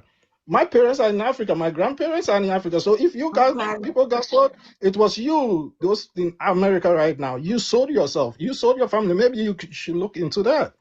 Wow. Right? Okay, So hold on, maybe you betrayed maybe you betrayed your family, not me. So Okay, don't put this on us. All right, hold on. Go ahead, Eric. Okay, I want to August. I know he says from East Africa. Now he tried to. I feel like he tried to. Are you still you talking to you? I thought you had something to say to King Bash. No, we're not gonna stop so we can rewind and go back to August. It's King Bash time. I know. Hold on. We let us get through because Chris waiting. We got to get through with this panel. I have to do something in the morning, so I'm gonna give you time to talk, but you got to hold on a minute. King Bash, you ready for your question? Yes, please. Okay. Are Black Americans' issues being deprioritized? Are Black American issues being deprioritized in favor of immigration reform? Our Black Americans issues should be what prioritized. Are they being deprioritized, like pushed to the side for immigration reform? No, I don't think so. I don't think so. Right? Listen, if I can't FBA listen. I'm fast for him because I can't take his voice. But this woman, this demon, could take his voice for 4 hours. I just can't with this guy. I just can't. Just pure hate, no logic, denialism. I just can't. Just can't. He's worse than Reverend. You want to address the prompt tonight, or what you want to do? Address the prompt. Okay, go ahead. Is black too broad to define a people? Yes, it is too broad. For the simple fact, forget about reparations, forget about all that stuff, because most of the people who are talking about it will not qualify anyway. So it's not even important. We have all kind of things going on, but it's really for the simple fact that I say for crime stats, EBT stats, all the specific stats the immigrants come over and use as talking points. I know you can speak to that, Love. How many times you've been on the panel and they say that we're the face of EBT, we're the face of crime, we're the face of this. And it's simply that our government classified us 11 times so that we could be the face of criminality, so they would be able to open up their prison to school pipeline, different things like that the African or the Caribbean did not experience. And if they did experience that, that's because they came over here and they were cosplaying the Black American. The same way how the immigrants that he speak of that's in our politics, they don't run as immigrants. They run as Black Americans. And you just now found out that most of them are scared, like the people that come on this panel, to tell us where they're from. So that goes to show you who has the power, because you have to lie about where you're from just to run in our politics.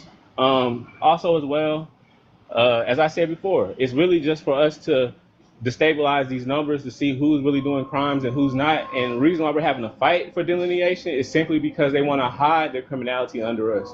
Because if they didn't, then they would say it's us, it's we that's on food stamps. They would talk about the 81% of the Somalians, or they would talk about the different people in Haiti and the pork and beans and little Haiti and stuff who are all on EBT and food stamps. They would talk about that and say it's us on it, but they say it's the Black Americans. So therefore, delineation is necessary, and Black is too broad of a term, and it stands for those cotton picker and cottas and them Yankees and them African Americans, Black Americans, mulattoes, Negroes, all those names that we have. Y'all know exactly who we are, and y'all need to stop playing. And I'll land my plane there. Okay, anybody have a rebuttal for Chris? Yeah, I do. Okay, go ahead, King Daddy. Listen, the main reason why American government make Black Americans the face of crimes and EBTs and whatever, all the bad things, it's Republicans, to be honest, right? If you go to, like I said, if you go to American politics, the only people that talk down on Black Americans are usually Republicans. Most of them do anything. And Black representing for the people in your ethnic group. I haven't once heard you advocate for people to come the right way. I haven't once heard you advocate for people to have the proper paperwork and documents that are required here in America to walk around, having IDs, having things like that. I haven't heard you advocate for our people to have these people in databases to see if they committed crimes or unalignment or things like that. You don't really care about us as Americans and our safety, because you only care about getting more immigrants over here, because that's the only reason why you would want us to vote Democrat. You should also want us to vote for what's in our best interest. So if there's immigrants coming over here and they're undocumented and they're doing unalignment in Texas, coming from Africa and places like that, shouldn't we care about who's coming into our country? It seems like the red team is caring about who comes in our country. And a lot of people come over here and say, we just heard somebody say earlier, I'm coming over here to get what America took from me, and I don't care how I get it. So he said he don't care how he get it. So should I take him at his word and just think that maybe he's not taking a nonviolent approach, or should I think that he's meaning any means necessary? These are all things that y'all need to think about, that we have to think about as Americans, because we can't just go back home to another homeland like y'all can. And I'll land my plane there. Okay, Chris. So your question for the night: what would life be like for melanated immigrants in this country with millions of FBA/Black Americans against them?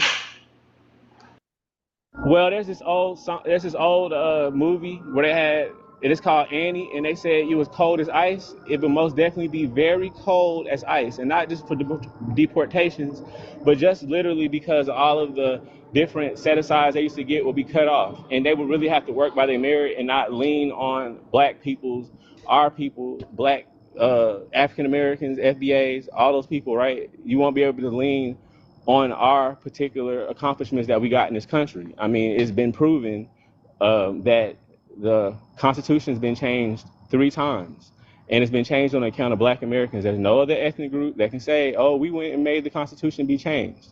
It's us that can say that. So therefore, it's just they want to hide under that. You know, when I go ask Gronk and I ask ChatGPT, you know, about these same things, they say that the immigrants really will be in a tough situation. So they're scared to know what's about to happen to them. And at the end of the day, I mean, this is things we've been telling them for 60 years. They didn't listen to us. So at the end of the day, it is what it is. And I land my plane there.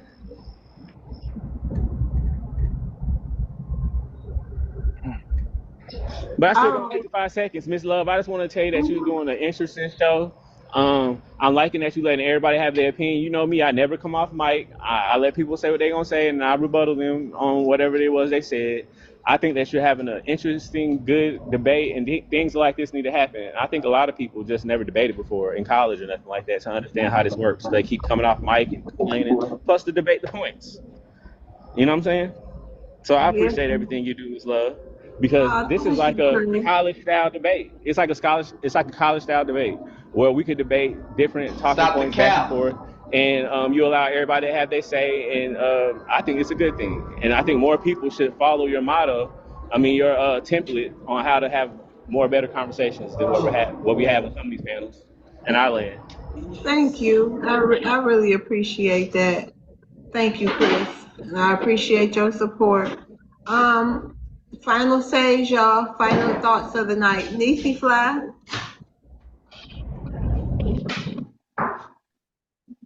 Okay, Eric. Final thoughts of the night. Hello. Oh, hold on. Yeah, Nisi Fly. Hold on, Eric. Final thoughts of the night. Okay, so if y'all got a headache like I do, my fault. You dig? But I want that to go all the way out. I want that to go all the way out, man. Because I'm trying to state a case here. I'm saying her show is toxic. We need to call it out.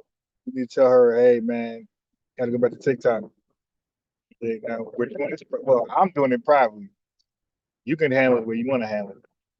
But eventually, I'm gonna have thumbnails of her. Eventually, I'm gonna have thumbnails of her.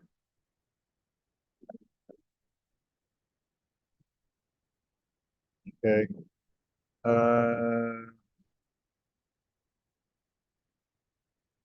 So I had a couple people ask me when I was going back live on TikTok. Oh shoot. Okay. So I think that. Oh wait, what's this first? What's this? What is this? I didn't see this.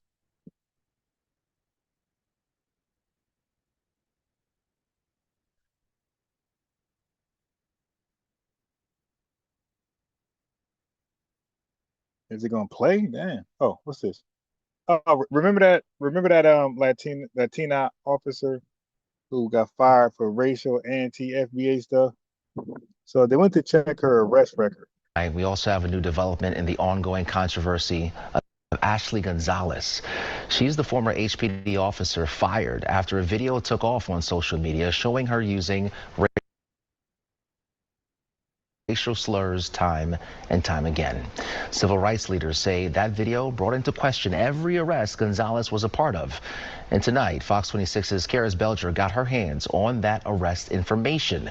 She's in studio breaking it down.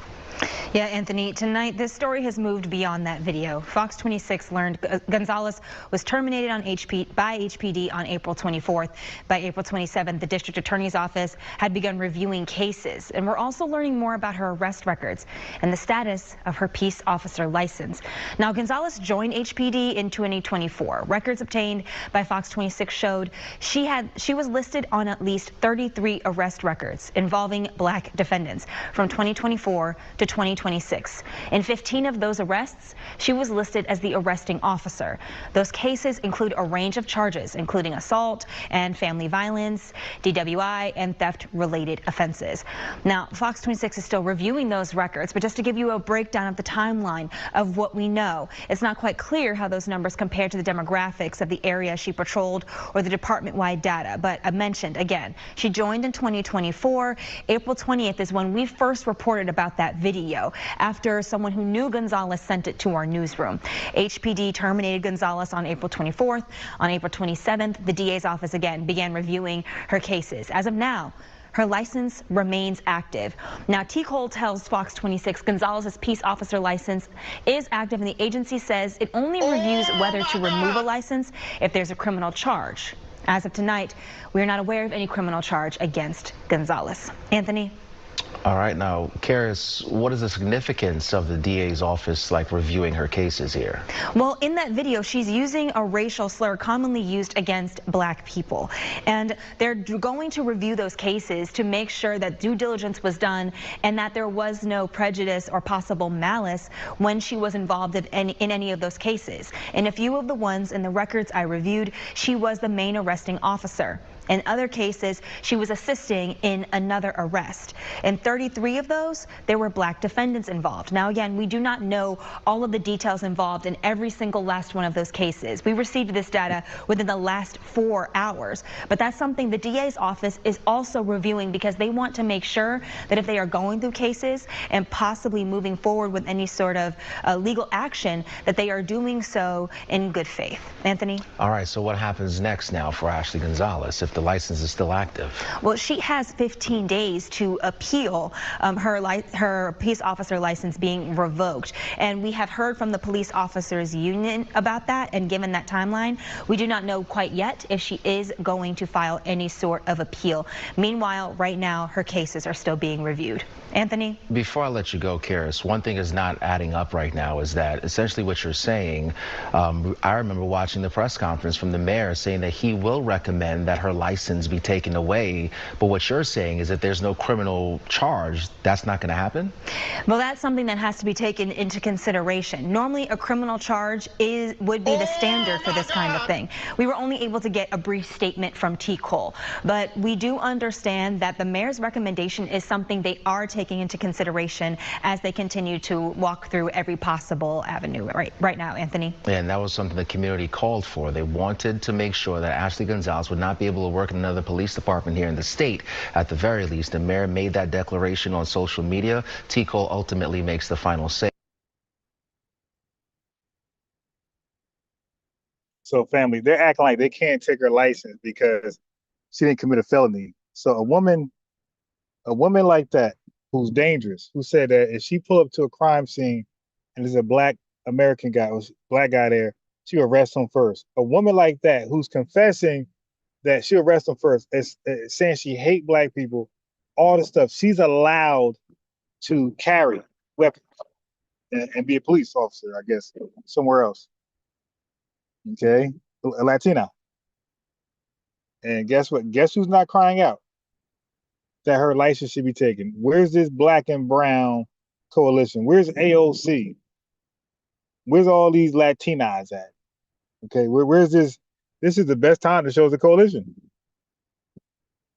Hey, man, or a possible coalition. Hey, got a call for a license, man. She can't be out there. They are totally quiet. That's why we are totally quiet about ICE, and we actually support. We hope ICE turn up. You dig? Okay, let's see. Who is this, Nevada? I didn't see this before. This one right here. This is the last video we out. I'm crying. I'm gonna go live on TikTok, by the way. People have been asking me to go live on TikTok. So, all right, let me go into the TikTok space and address some things that we heard today. So everything I was going to address today on the mic, I'm gonna just do on TikTok. Since TikTok, you can't share your screen anyway. All you can do is just talk. You can't react, things like that. So I'm like, all right, let me just do my speech over there on TikTok. And what am I crying? We still crying. Hello, Nirvana? mic check. Okay. What's up, Nirvana? Who's crying about what, Nirvana? What are you talking about? Nirvana. Yeah, for some reason I was talking and my microphone switched to my headset. It's been doing that lately. So I was saying that the police officer that we just heard, Latina woman, her license won't be stripped because they got to be play to the law of the letter. It's like, no, that's a policy. That's your policy. Y'all can change that. That ain't law. Y'all can change that policy. She said some hateful things and she was discriminating. Like, she told you that if black people were in a crime scene, she's going to arrest the black person first, no questions asked, and how much she hated us in that racist, evil, violent rant. There's no way she should have a license. No way she should be employed anywhere else. She should not be licensed to carry. No way. But again, where's the Latina and where's the black and brown coalition? Where's Latinas calling out for the license to be taken snatched from her? That's why we like, nah, y'all stay over there, we stay over here. And you know what I mean? It's whatever. I don't know what you're talking about. But I did say it's the last video and I'm going to TikTok later. So asking me, hey, when I'm going live on TikTok. All right, so I'm gonna go TikTok about 6 o'clock, 6 p.m. While my son is occupied at the park playing around with these little goobers, I will be TikToking, trying to get it lit. So whatever I was gonna say today, as a response to all of what we heard today and yesterday, I got a couple of things to address, but I'm just gonna address it on TikTok. I don't know if you're just saying something trollish just to be saying it. Nirvana, you want to hop on in? This one of these white tea supremacy accounts. Nirvana, you want to hop on in, Nirvana? One of these white tea supremacy troll pages. All right. Nirvana, I insist that you come in, Nirvana. There you go. What's up, Nirvana? What's up? Are you still crying? Crying about what? Are you still crying? Are you just trolling just to be trolling? You're trolling. You gotta No, be I'm rude. not trolling. No, I'm not trolling. I know for a fact that you are not an FBA. I am not. No, you're not. Your last name, Nasheed, that is not an American name. Where is your name from? What am I? Where is your name from? Okay, what am I? What am I? Nasheed, What am I? where did it come from? It's not from America. Good Lord, you're lame as hell. Your trolling ain't even good. I'm not trolling. Where is your name from, sir? Are you drunk, ma'am? Where is your name from? And are you a Middle Easterner? Are you Middle Eastern? You are. That's where your name is from, right? You sound drunk, ma'am. You sound drunk. You sound drunk, ignorant, and stupid. And you don't even sound like a fucking FBA, dude. Ma'am, you sound like a drunk hillbilly. Dude, you sound like a fucking tether. That's what you are, a fucking tether. Watch your mouth, ma'am. You're a tether. Ma'am, you're a big out of shape Hispanic woman, ma'am. You're not even really white tea. You're not Anglo. You sound like a big back Hispanic. Are you from like Panama somewhere? Where you from, ma'am? Where you from, Nevada? You got like a lightning thing where you're trying to act like you're a white tea supremacist. You're Hispanic, aren't you, ma'am? Nirvana, unmute your mic, dear. You got an AI photo of a blonde woman. You're not white. You're a wannabe, aren't you? Nirvana. Hello? Yeah, you're a wannabe, aren't you?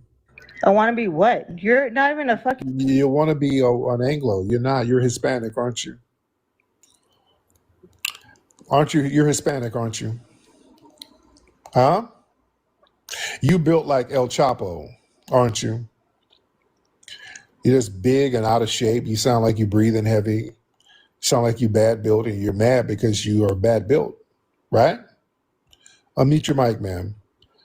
Or did your stomach fall on the phone and make it mute? I don't have you muted, dear. You sound fat and drunk, all right? You want to be an Anglo, but you're not. You're not an Anglo. Okay. Miss Nirvana. Miss Nirvana. Hop on, dear.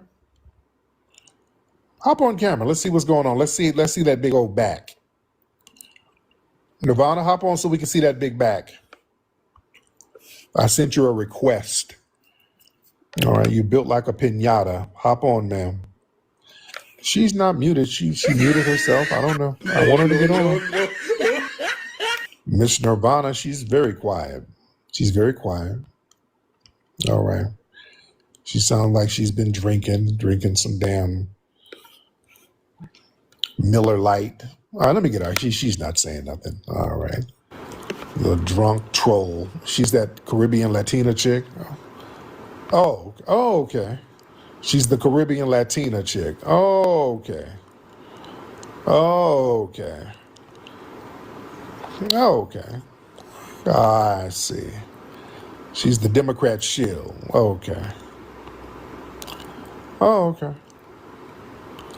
Ma'am. Yeah, she's super bad built. Oh, yeah. Let me see. All right. Let's raise those hands. Let's get one more person in here. Let's get one more person in here, ladies and gentlemen. Someone says she's built like a Tesla. Yeah, she sound big backed. Just mad for no reason. Mad, back all wide. Who's this? Watermelon something. What's your name, lady? Watermelon something? Watermelon. What's your name? Hello, Watermelon.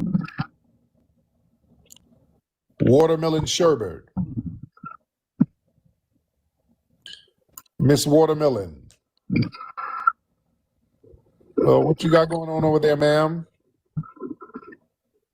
Okay, she hit the button by mistake. Okay, y'all get it together. Can y'all get it together? Let's try Lady Bird. All right, let's try Lady Bird. Lady Bird, you in here? Yes, I am. And you know what? I would be mad if I was you too, because nobody ever heard of any of your films. You just mad and zesty. You want. Okay, Granny, first of all, calm down. No one heard of. Granny, calm down. No one heard. Ethel, calm down. You spent all that money. Ethel, calm down. You sound decrepit. Ma'am, nobody heard of your old ass, ma'am. You sound old and decrepit. Calm down, lady. You heard of my films. That's why you're mad, ma'am. I'm not. You're mad. You're mad. How they get to number one then? How they become number one bestsellers? How did they become number one bestsellers then, ma'am? How did they become number one bestsellers, ma'am? I heard of your film, Throw Granny from the Train. I heard of that, right? And your films, no. I heard of Throw Grandma from the Train. Nobody heard of your film. Yes, you did. You're mad. Ma'am, you sound like a disgruntled member of the Supremes. You got kicked out of the Supremes. You got kicked out of the Supremes and you mad. You got kicked out of the Supremes in the 1960s and you still mad. You spent all that money for nothing. Ma'am, you were one of the Ikettes. Ike kicked your ass and left you in San Antonio. You sound like an old, disgruntled background singer for Chubby Checker from back in the 60s. Granny, what are you mad? Granny, what are you mad at? Granny, what you mad at? Huh? Your mama, Granny wasn't born a woman. Granny, and you're washed up. Granny, you need to wash up them decrepit titties of yours, ma'am. You got them old ass Jim Crow titties. You got a tattoo of Chuck Berry on your titties, ma'am. That's your mom. Ma'am, you got an old stripper. Your name was Mustang Sally. Your name was Mustang Sally back in the day. You were an old hoe. All right. That's your mama. That's your mom. Yeah. Bye, Mustang Sally. We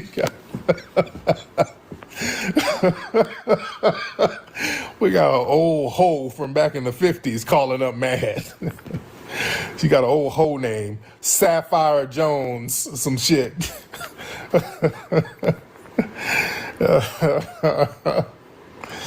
Get out of here, Granny. Mustang Sally is upset because she's out the game. How you old and mad, Mustang Sally? You mad because they kick you out of the damn Supremes. All right? You just mad, been mad for 60 years. All right? You mad because you had to give up some ass to Berry Gordy and still didn't make it in the group. No. The hell out of here. Just old and mad for no reason. Ma'am, stop it. You too old to be that mad. Go push your grandkids on a swing, ma'am. Lord. Old and salty. All right. Let me see. Man. She's in there soaking her damn feet. She's in there mad soaking your bunions. If you don't stop, up here old and mad. You too old to be that mad. Ma'am, you better wait for your damn Social Security check to come tomorrow. You know it's coming on Monday.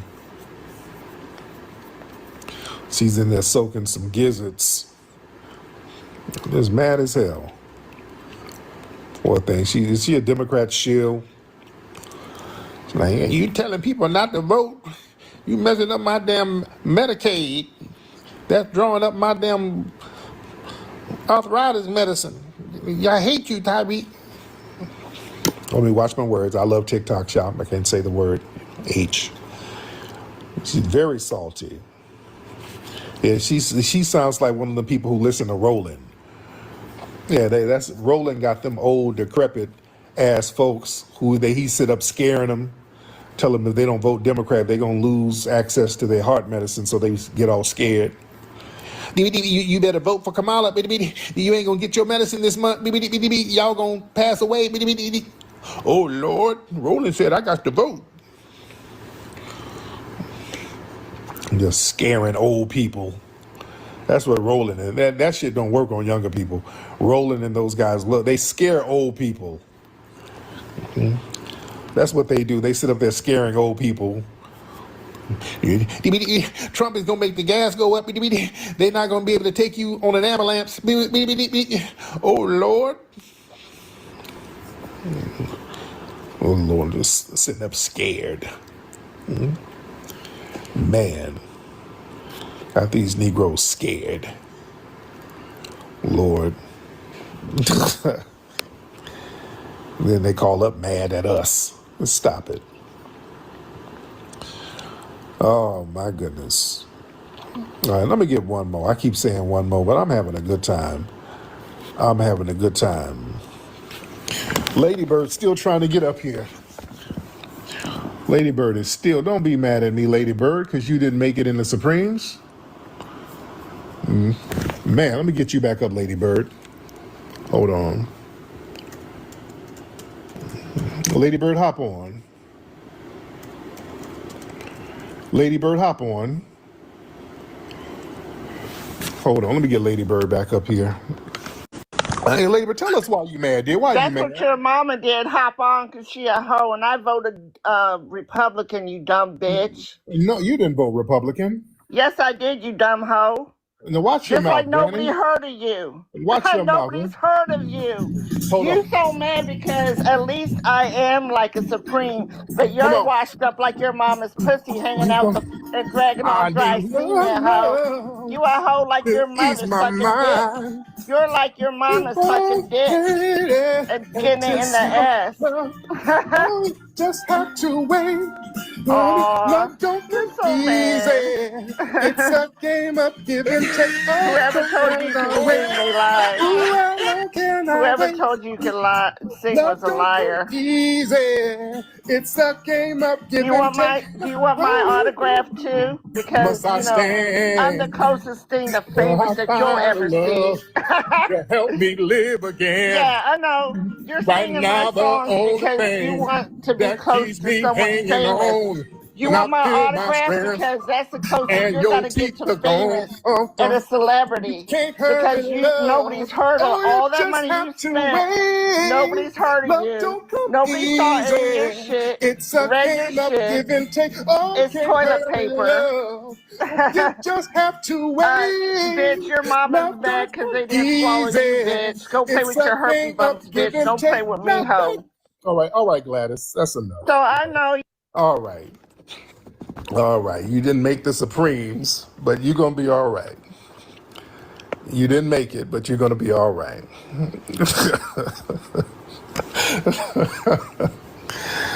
I'm bringing back memories. She's getting real mad. I'm bringing back memories from the 60s.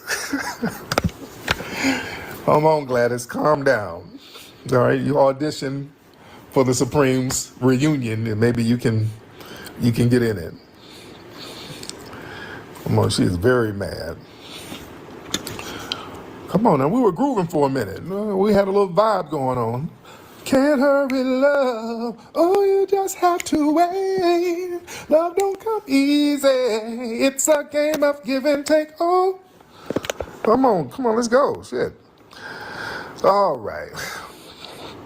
Lord, bless her heart. Anyway, it's time for everybody to go to bed now. We got angry grannies. Everybody got to go to bed now because people gonna have a stroke this mad this late. It's late and people are mad. This woman mad. I don't want nobody to have a stroke up here. All right, ma'am. Miss Gladys, take your pills and go to sleep before you fall out. All right. Put some Vicks Vapor Rub on them old saggy civil rights titties. All right, so you can breathe at night. All right, let's do that. All right. Lord. Oh no, y'all gonna have me on here forever. We gotta cut it off. All right, well, I'll leave Mustang Sally alone. All right, listen, everybody, I need y'all to go to rootworkstyle.com to get that Rootwork deodorant, all right? Get that Rootwork deodorant. Also, I need you to go to hiddenhistorymuseum.com. I need y'all to do two things. Either, if you're not in California, make a contribution to the Hidden History Museum. Make a regular contribution, hiddenhistorymuseum.com. If you're out here or close to California, get tickets to join me, Dwan B, Shang, and so many other great comics and good folks for the Memorial Weekend mic drop. We got a great event March 23rd. Y'all need to come on in. I want to see your face in the place. Get your tickets at hiddenhistorymuseum.com. All right. Everybody keeps saying one more. Y'all gonna keep me up here forever. Man, y'all gonna keep me up here forever. Lord. This has been a great broadcast, man. We had Rodney C. We had Mustang Sally. We've had it's been a great broadcast. All right, it's been a very good broadcast. All right, y'all gotta let me rest. I'll be back on tomorrow, guys. I'll be back on tomorrow. All right, I'm up out of here, guys. Papi Akute Lulavuvi to the family. Peace. Yeah, that was funny. I'm over here howling in the background on mute, man. And that's why he's hated, because he'll take it there with you. He's not gonna take the Al Sharpton approach. If he gets clown, Al Sharpton, you're Jerry Carroll, you're Perm. Hey, you're an FBI agent. You come to sabotage. They hate that some of us will take it there. Like we're not. Some of us don't feel like we're too big to not take it there. Like we don't take the Kamala Harris approach where we're going to go high when they go low. That's not us. Some of us feel like we'll go as low as Little John and the East Side Boys. You dig? Flo Rida getting low. Weekends at Bernie low. You dig? Some of us, not all of us. We're different people, different personalities, different everything. Some people are more serious than others. Some people, like myself, are more serious but do have that joke side. And then some of us are not really serious at all, like to have fun. Less serious, like to have fun, like CRU. Don't get on me too bad, but you be in your your fun stages when you call in. You dig? Some of us be more serious. Like Truth Teller be more serious when he hops on. He don't really come off as a type that's going to troll with you. And I'm sure he can, because it's in all of us. Okay.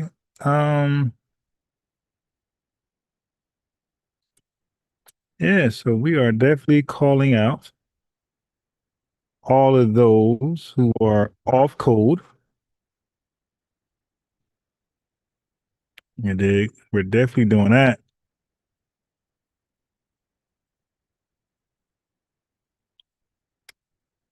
We're definitely doing that. What is Tariq Nasheed? What is Tariq Nasheed views on? I was trying to catch up on the Stephon Diggs case, and it was kind of like all over the place. I guess because I'm like clueless as I'm watching the trial and the testimonies. So let me play Tyreek. Let me see his Stephon Diggs ex-chef defense lawyer clash in the heated exchange. What's this about? Oh, hold on. We get a cross-examination? Oh, maybe I ain't got to wait, Tyreek. Hold on. We got a cross-examination. Oh, hey, family, this is my thing. Now I was gonna reserve a lot of stuff for Lineage TV. You dig? When I finally set my day correctly. But a lot of these reactions on like court cases and police pullovers, and I was gonna reserve for Lineage TV, my other channel. But hold on, we got a cross examination. Hold on. I love reacting to cross examinations. I still got to cross examine that YN. That YN with the white boy. So the white boy Cody. Now the white boy, yo, I gotta show that one. The cross examination of the white boy and the black dude. Right. Hold on. Let me first do it for Stefan DeFig. That's it, DeFigs. Stefan Diggs, ex-chef. Let me first get to that cross-examination. Then I'm going to cross-examine Ray. All right, give me a second. Family. Then we got it. Two cross-examinations, and then you can catch me on TikTok. How about that?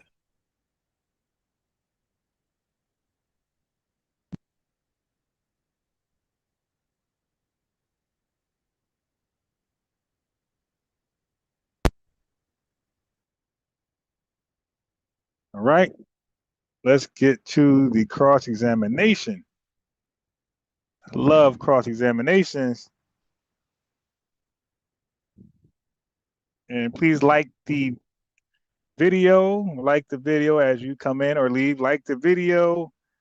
Donations are received at $ unbiased Ron. Greatly appreciated. And now let's get to this cross-examination. I love cross-examinations.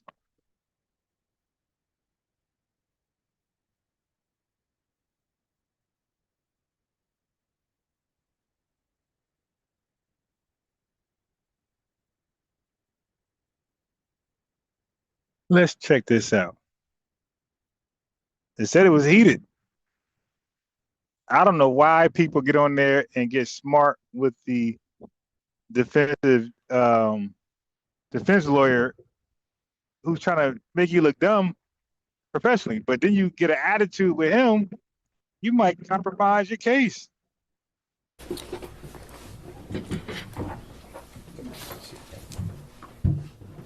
Good morning. Just a reminder that you're still under oath. Okay. And Ms. Adams, again, as of the same as yesterday, if you could do your best to keep your voice up, that is appreciated. Yes. Thank you. May I proceed, Your Honor? Yes, thank you. Thank you. Ms. Adams, on January 1st, 2026, you sent Steph's girlfriend a text message that later appeared on TMZ's website, correct?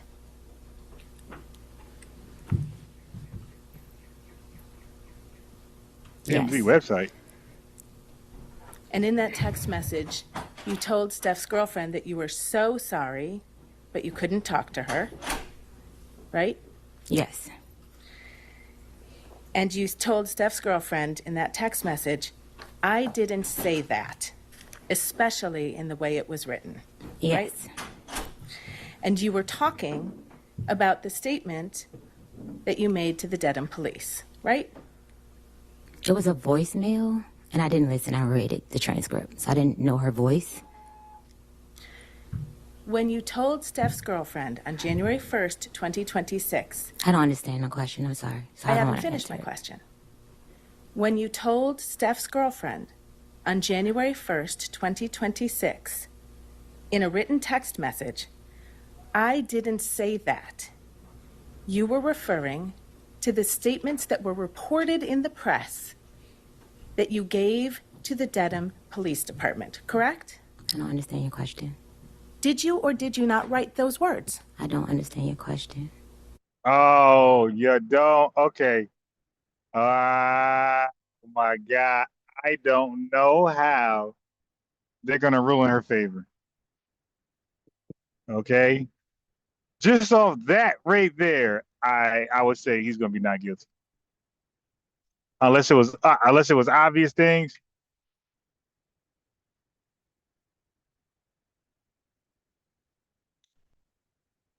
to see you everywhere. Yeah. So yeah, just off that, family, that's not a good look. The jury doesn't look at that favorably. Without further explaining. You can't testify under oath to this jury what you meant by the words you wrote to Steph's girlfriend on January 1st, 2026? I'm sorry, I don't understand your question without further explaining. You also asked Steph's girlfriend to, quote, please call my mediator and she will answer everything you need to know, but only in person and confidentially. Right? Yes. Your mediator's name is Lynette Marie, right? Lynette Marie. Thank you. She's also known as Lynette Marie Turner. Now, you know, if you can't pronounce Lynette, you know you're not used to black. Coach, I don't think in FBA, see that word Lynette, we're going to say Lynette. Wow. I don't know. You don't know your mediator's last name? I don't know her. She's married. I don't know her bad luck. Last name. Your mediator works for a company called LV. Yes, that's her company. Your Honor, may I approach? Yes.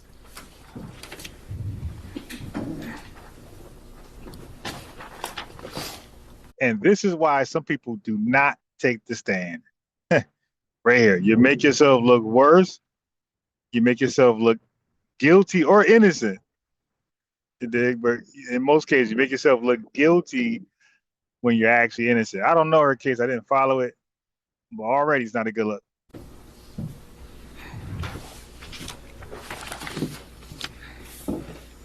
I'm showing you a corporate document from the state of Michigan.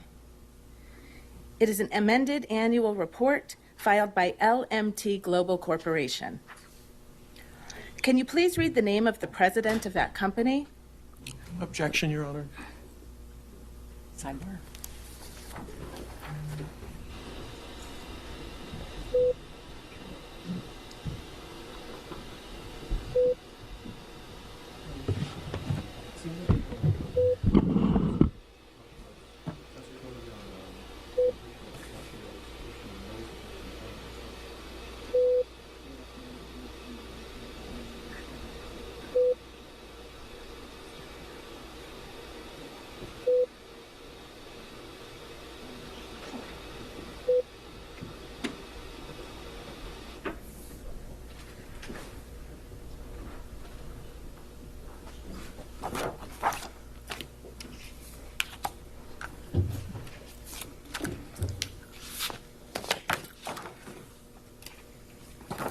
Your mediator, Lynette Marie,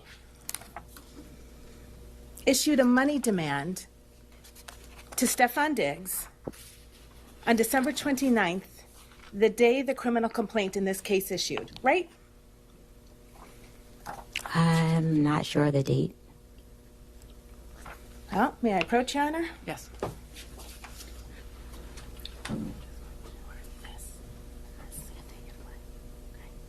If she recognizes it, yeah. Mm-hmm.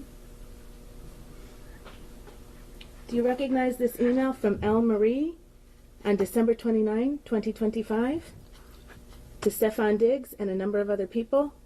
No, I don't recognize it. You've never seen this money demand before? I seen the money demand after I was. That's it.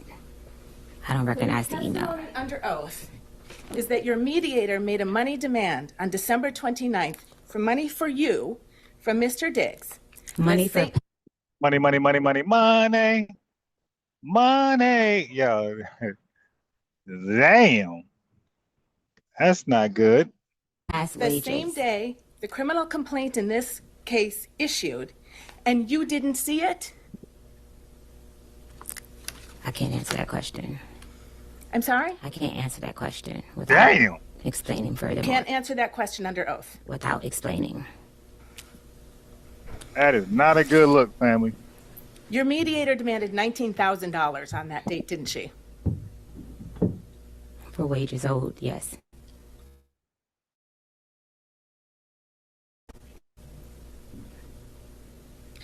Your Honor, I move to strike that. Overrule. Answer stands. Sorry? Answer stands. Thank you, Your Honor. You've made another money demand in this case, haven't you?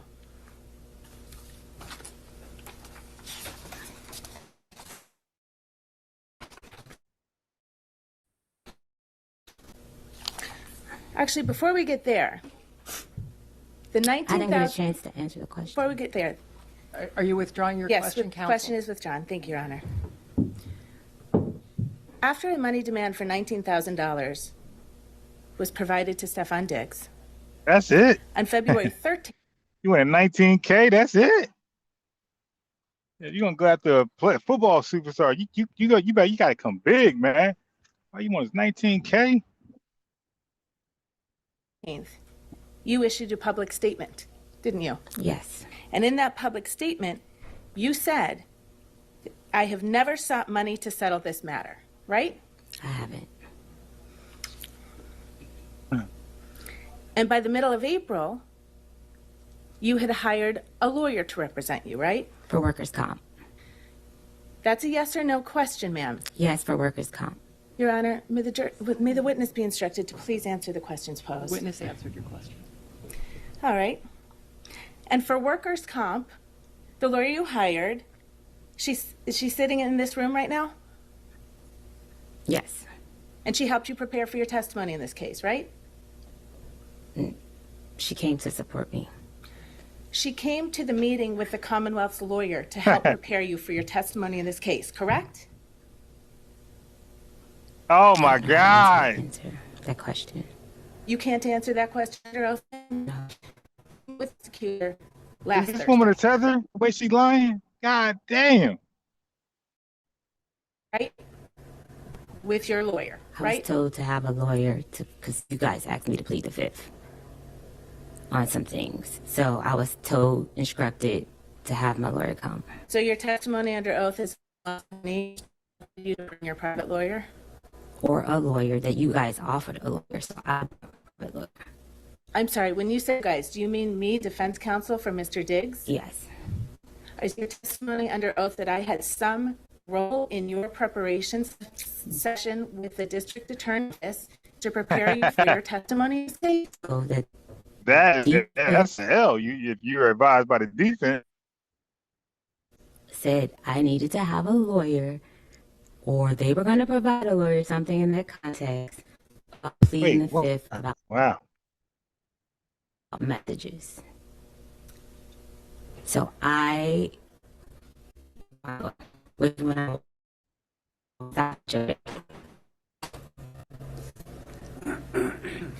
Your personal lawyer is here today, correct? On workers' comp. Stefan Diggs, man, give her ass $19K, man.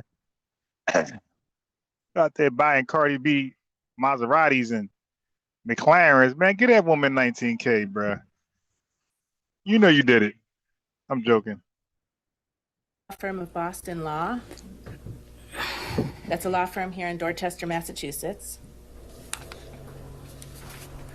Ma'am, I think that was I apologize, but you do need to keep your voice up. I don't know. I'll take one thing, man. If I was an NFL star receiver and this was $19K, she got to sign a non-disclosure.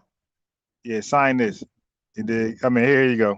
Throw the $19K at you to keep my name out the damn tabloids. But it looked like he knew her. Like he knew that she didn't have it all in her head. Like, yeah, nah, I ain't giving her a goddamn thing. I'm gonna win in court. Yes. Thank you. Tell the jury how much I think you described her as a workers' comp lawyer. And she kind of like my mom. Like my mom a little bit. I got her because I was injured on the job and I needed to file a workers' comp case. Stefan Diggs did not have proper workers' comp. You was injured on the damn job in the kitchen? Oh, she is finessing. Yeah. Get me an illegal to cook for me. Yeah, she was cooking in the kitchen, slipped on some damn Kool-Aid, and oh, hell no. Get me an illegal.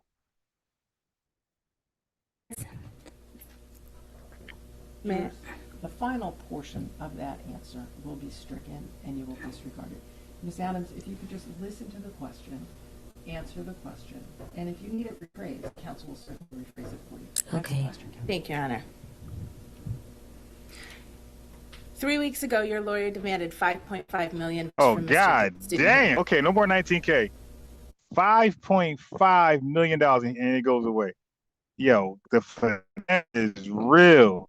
Damn. Today, off me That is a that is the only.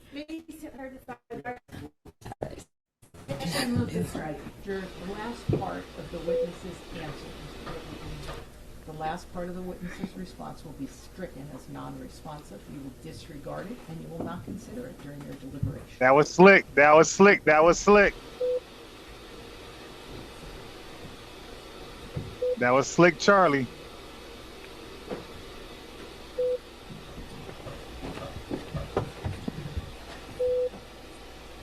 That was very slick.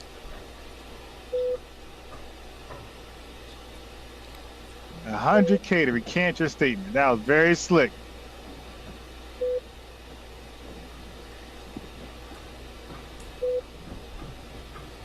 I'm gonna try that.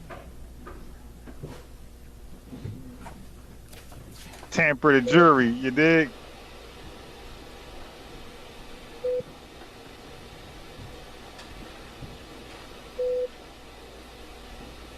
Damn.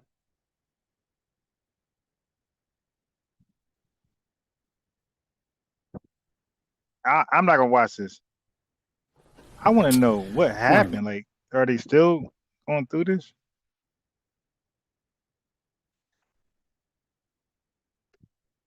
Here we go. Here we go. Here we go. The fear of how it'll be perceived. Your Honor, may I approach? Yes. Approaching now with a main direct potential as marked as Exhibit 3. Do you mind looking through this? It's a number of pages. And when you're kind of at the page, there's a text that says pussy, right? Yes. And who sent that? I did. And how did Mr. Diggs respond? Show me I'm pussy. And how did you respond? Will do. And were those the last text messages sent before Mr. Diggs hit you? Yes. I'm not mistaken. Your Honor, may I approach once more? Yes. Bringing your attention now to what is marked Exhibit 4. Those emotional texts will get you every time, man. Every time. A few of these.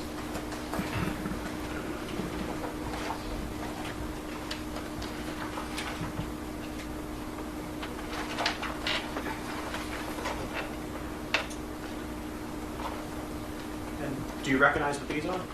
Yes. And what are these? These are messages that I sent him asking to be paid. And do you know when around these were from? It was a couple days after. They were in Art Basel. Sheesh. 12/5 it says. Yeah, I know. I was begging for my money for a while.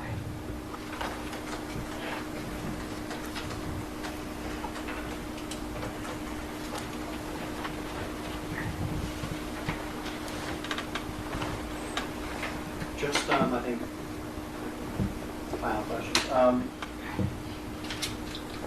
When he was in the room, when he slapped you, when he put you in a headlock, was there anyone else in the room but you two? Just us two. And were there other people in the house? Yes. Do you know where they were in the house? Downstairs. I'm not mistaken.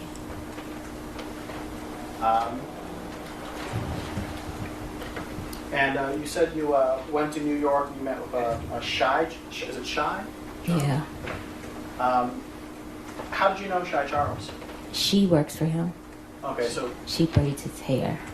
And so, has she known you longer or him longer? Him longer. No further questions, John?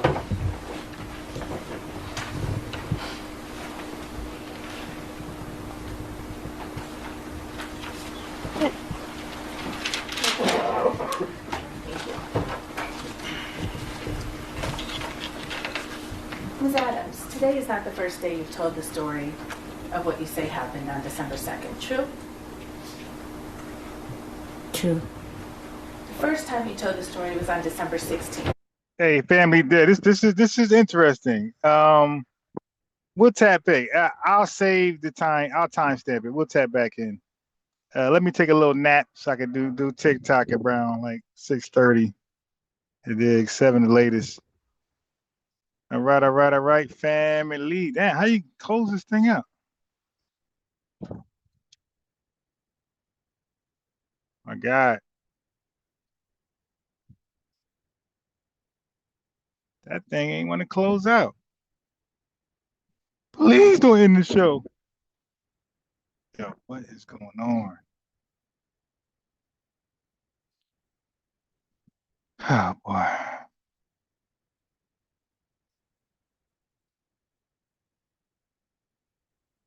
Yeah, we're gonna do that later. I'm gonna save that one. And I'm gonna do the YN. Yo, the YN cross-examination was actually he was testifying.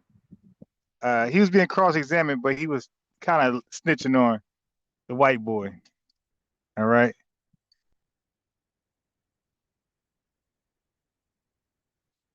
Yeah. All that, yeah. But listen, that's why they go broke though. That's why they go broke. Dale McWayne. I know I botched your name, Dale. You already told me how to say it, but that's how they go broke. They get all this money and they act like they can't cook for themselves. And then they'll prepare the most goofy shit, these little fake dishes where, don't forget, this is a football player. You dig? This guy is hungry, but the chef will make some bullshit. And $500, and because you're getting $15 million a year, like, yo, that $500 every night adds up. And it's probably more than 500. She's doing breakfast, snacks, like she's sick. I heard earlier, snacks, all type of stuff, dinner, lunch. Nah, bro. Like NFL players gotta look at it like this, man. You make the NFL, NBA, that money is kind of like borrowed money, but you ain't gotta pay it back. Like that's how y'all look at it. Borrow money that you ain't gotta pay back. It won't work against you. Okay. So that's the logic you gotta have, the philosophy, because when you think of borrow money, you know that's not yours. Somebody's giving it to you. So if you're borrowing money to pay your rent and your rent is being paid every month, even for 3 years, you know you never paid your rent yourself. Somebody's giving you the money, and at any point they can stop. That's how these young dudes, that's how these moms and dads got to teach these kids. Not, hey, buy me a house, buy me all this stuff, and let them just burn up all the money. Yeah, that can't happen, man. That's why I love dads and moms, like the Beyonce family, the Ball family, and many other families that you know of that's like really involved in a kid's life, making sure they don't blow the money on stupid stuff and go broke. Making sure, like holding them accountable, making them make sure they mature. You dig, to be mature with the money, because it's really borrowed money, because you're never gonna make that again outside of football. That's why I say borrow money. So once you retire, whatever you get won't be nowhere near those contracts. Nowhere, will be nowhere near 40 million a year. You're lucky to get 600,000 a year. You dig? That's why some of these guys do podcasts and other things, do coaching to kind of like make some money so they ain't got to spend all their earnings. But there's a lot of smart athletes, a lot of smart entertainers who don't go buy that gazillionaire mansion. You know, buy like a nice little something, maybe 10 million, 5 million, $1 million, you know what I mean, home.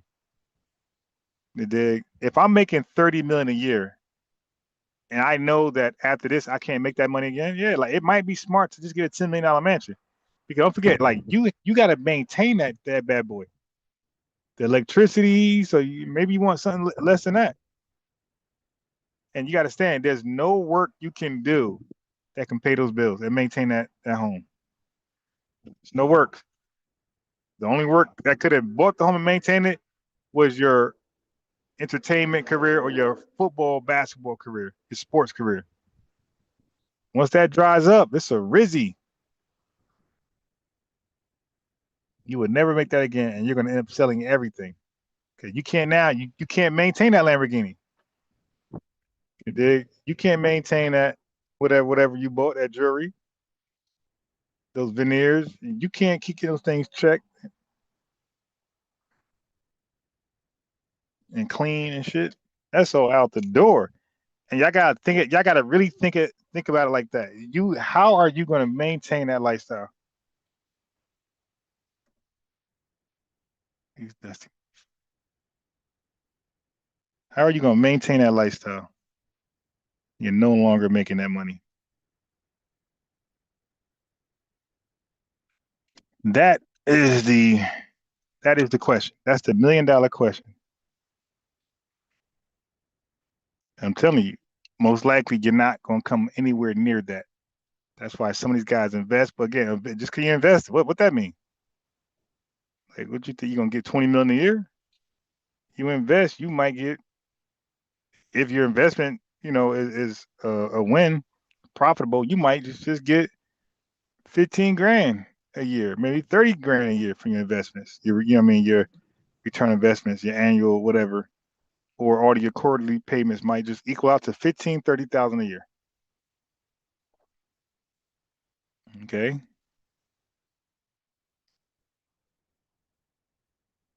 So yeah, man. Gotta think about that. A lot of y'all be having these kids, and these kids that become superstars, right? Entertain worldwide entertainers making a lot of money, millions of dollars, and you don't train their brain. Like you let the streets train them, their friends train them, their um handlers train them, and they're gonna want you to spend because they want something, so they're gonna want you to spend. You feel me?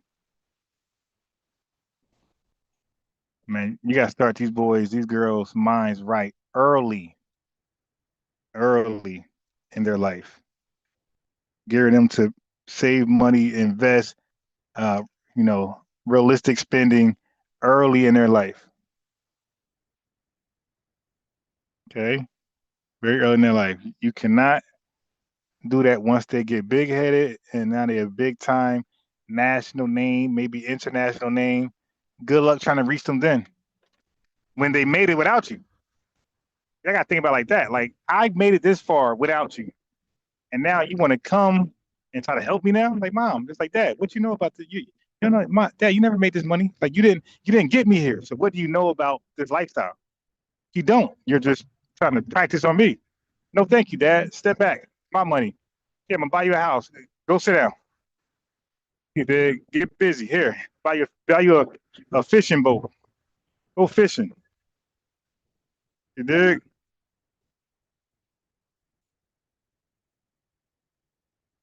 That is what happens. You can't come back later talking about, I got you. I'm gonna educate you. No, you're not. You didn't educate you. None of your information got me here. So there's no way you can do anything for me while I'm here. I'm gonna trust the resources and people that got me here. Not you, Dad. Not you, Mom. Let me go buy you a so and so. Get you busy. Okay. All right, family. With that, my dad showed me how to work for what I wanted, gave me what I needed. My mom always said no. Living in the clubhouse during the season. 1 mil, 2 mil max based off location. Yeah. Chad was buying fake jewelry. That's what I would have done. Like, that's the smartest thing you did. Look, I'm about that right now. Like, before I used to buy real Gucci, not now. If I ever was to go out, I'm gonna purposely buy some fake shit. Fake Gucci belt, fake Gucci sneakers on purpose. I don't care if people know. But I will never buy that costume stuff again. That stuff is cheap and super duper expensive. So if y'all ever see jewelry on me, trust me. And I'm not against all that fake ice glittering. What's that stuff called? Granite or something? Yeah, y'all gonna catch me on the live one day, looking like Brian Pumper, just diamond sparkling. Just know that shit 100% fake. Okay, if y'all ever catch me with jewelry on, it's gonna be 100% fake. I'm telling y'all right now. What did Will Smith say? Cigar, I don't light it. I just bite it. It's for the look. I just bite it. I don't light it. It's for the look. Well, my jury is going to be for the look. That fake shit going to be for the look. It's to get unsuspected people, you know, because some people want to see that flashy stuff to subscribe. All right, well, I'm going to give y'all that. Bunch of fake ass sparkling diamonds.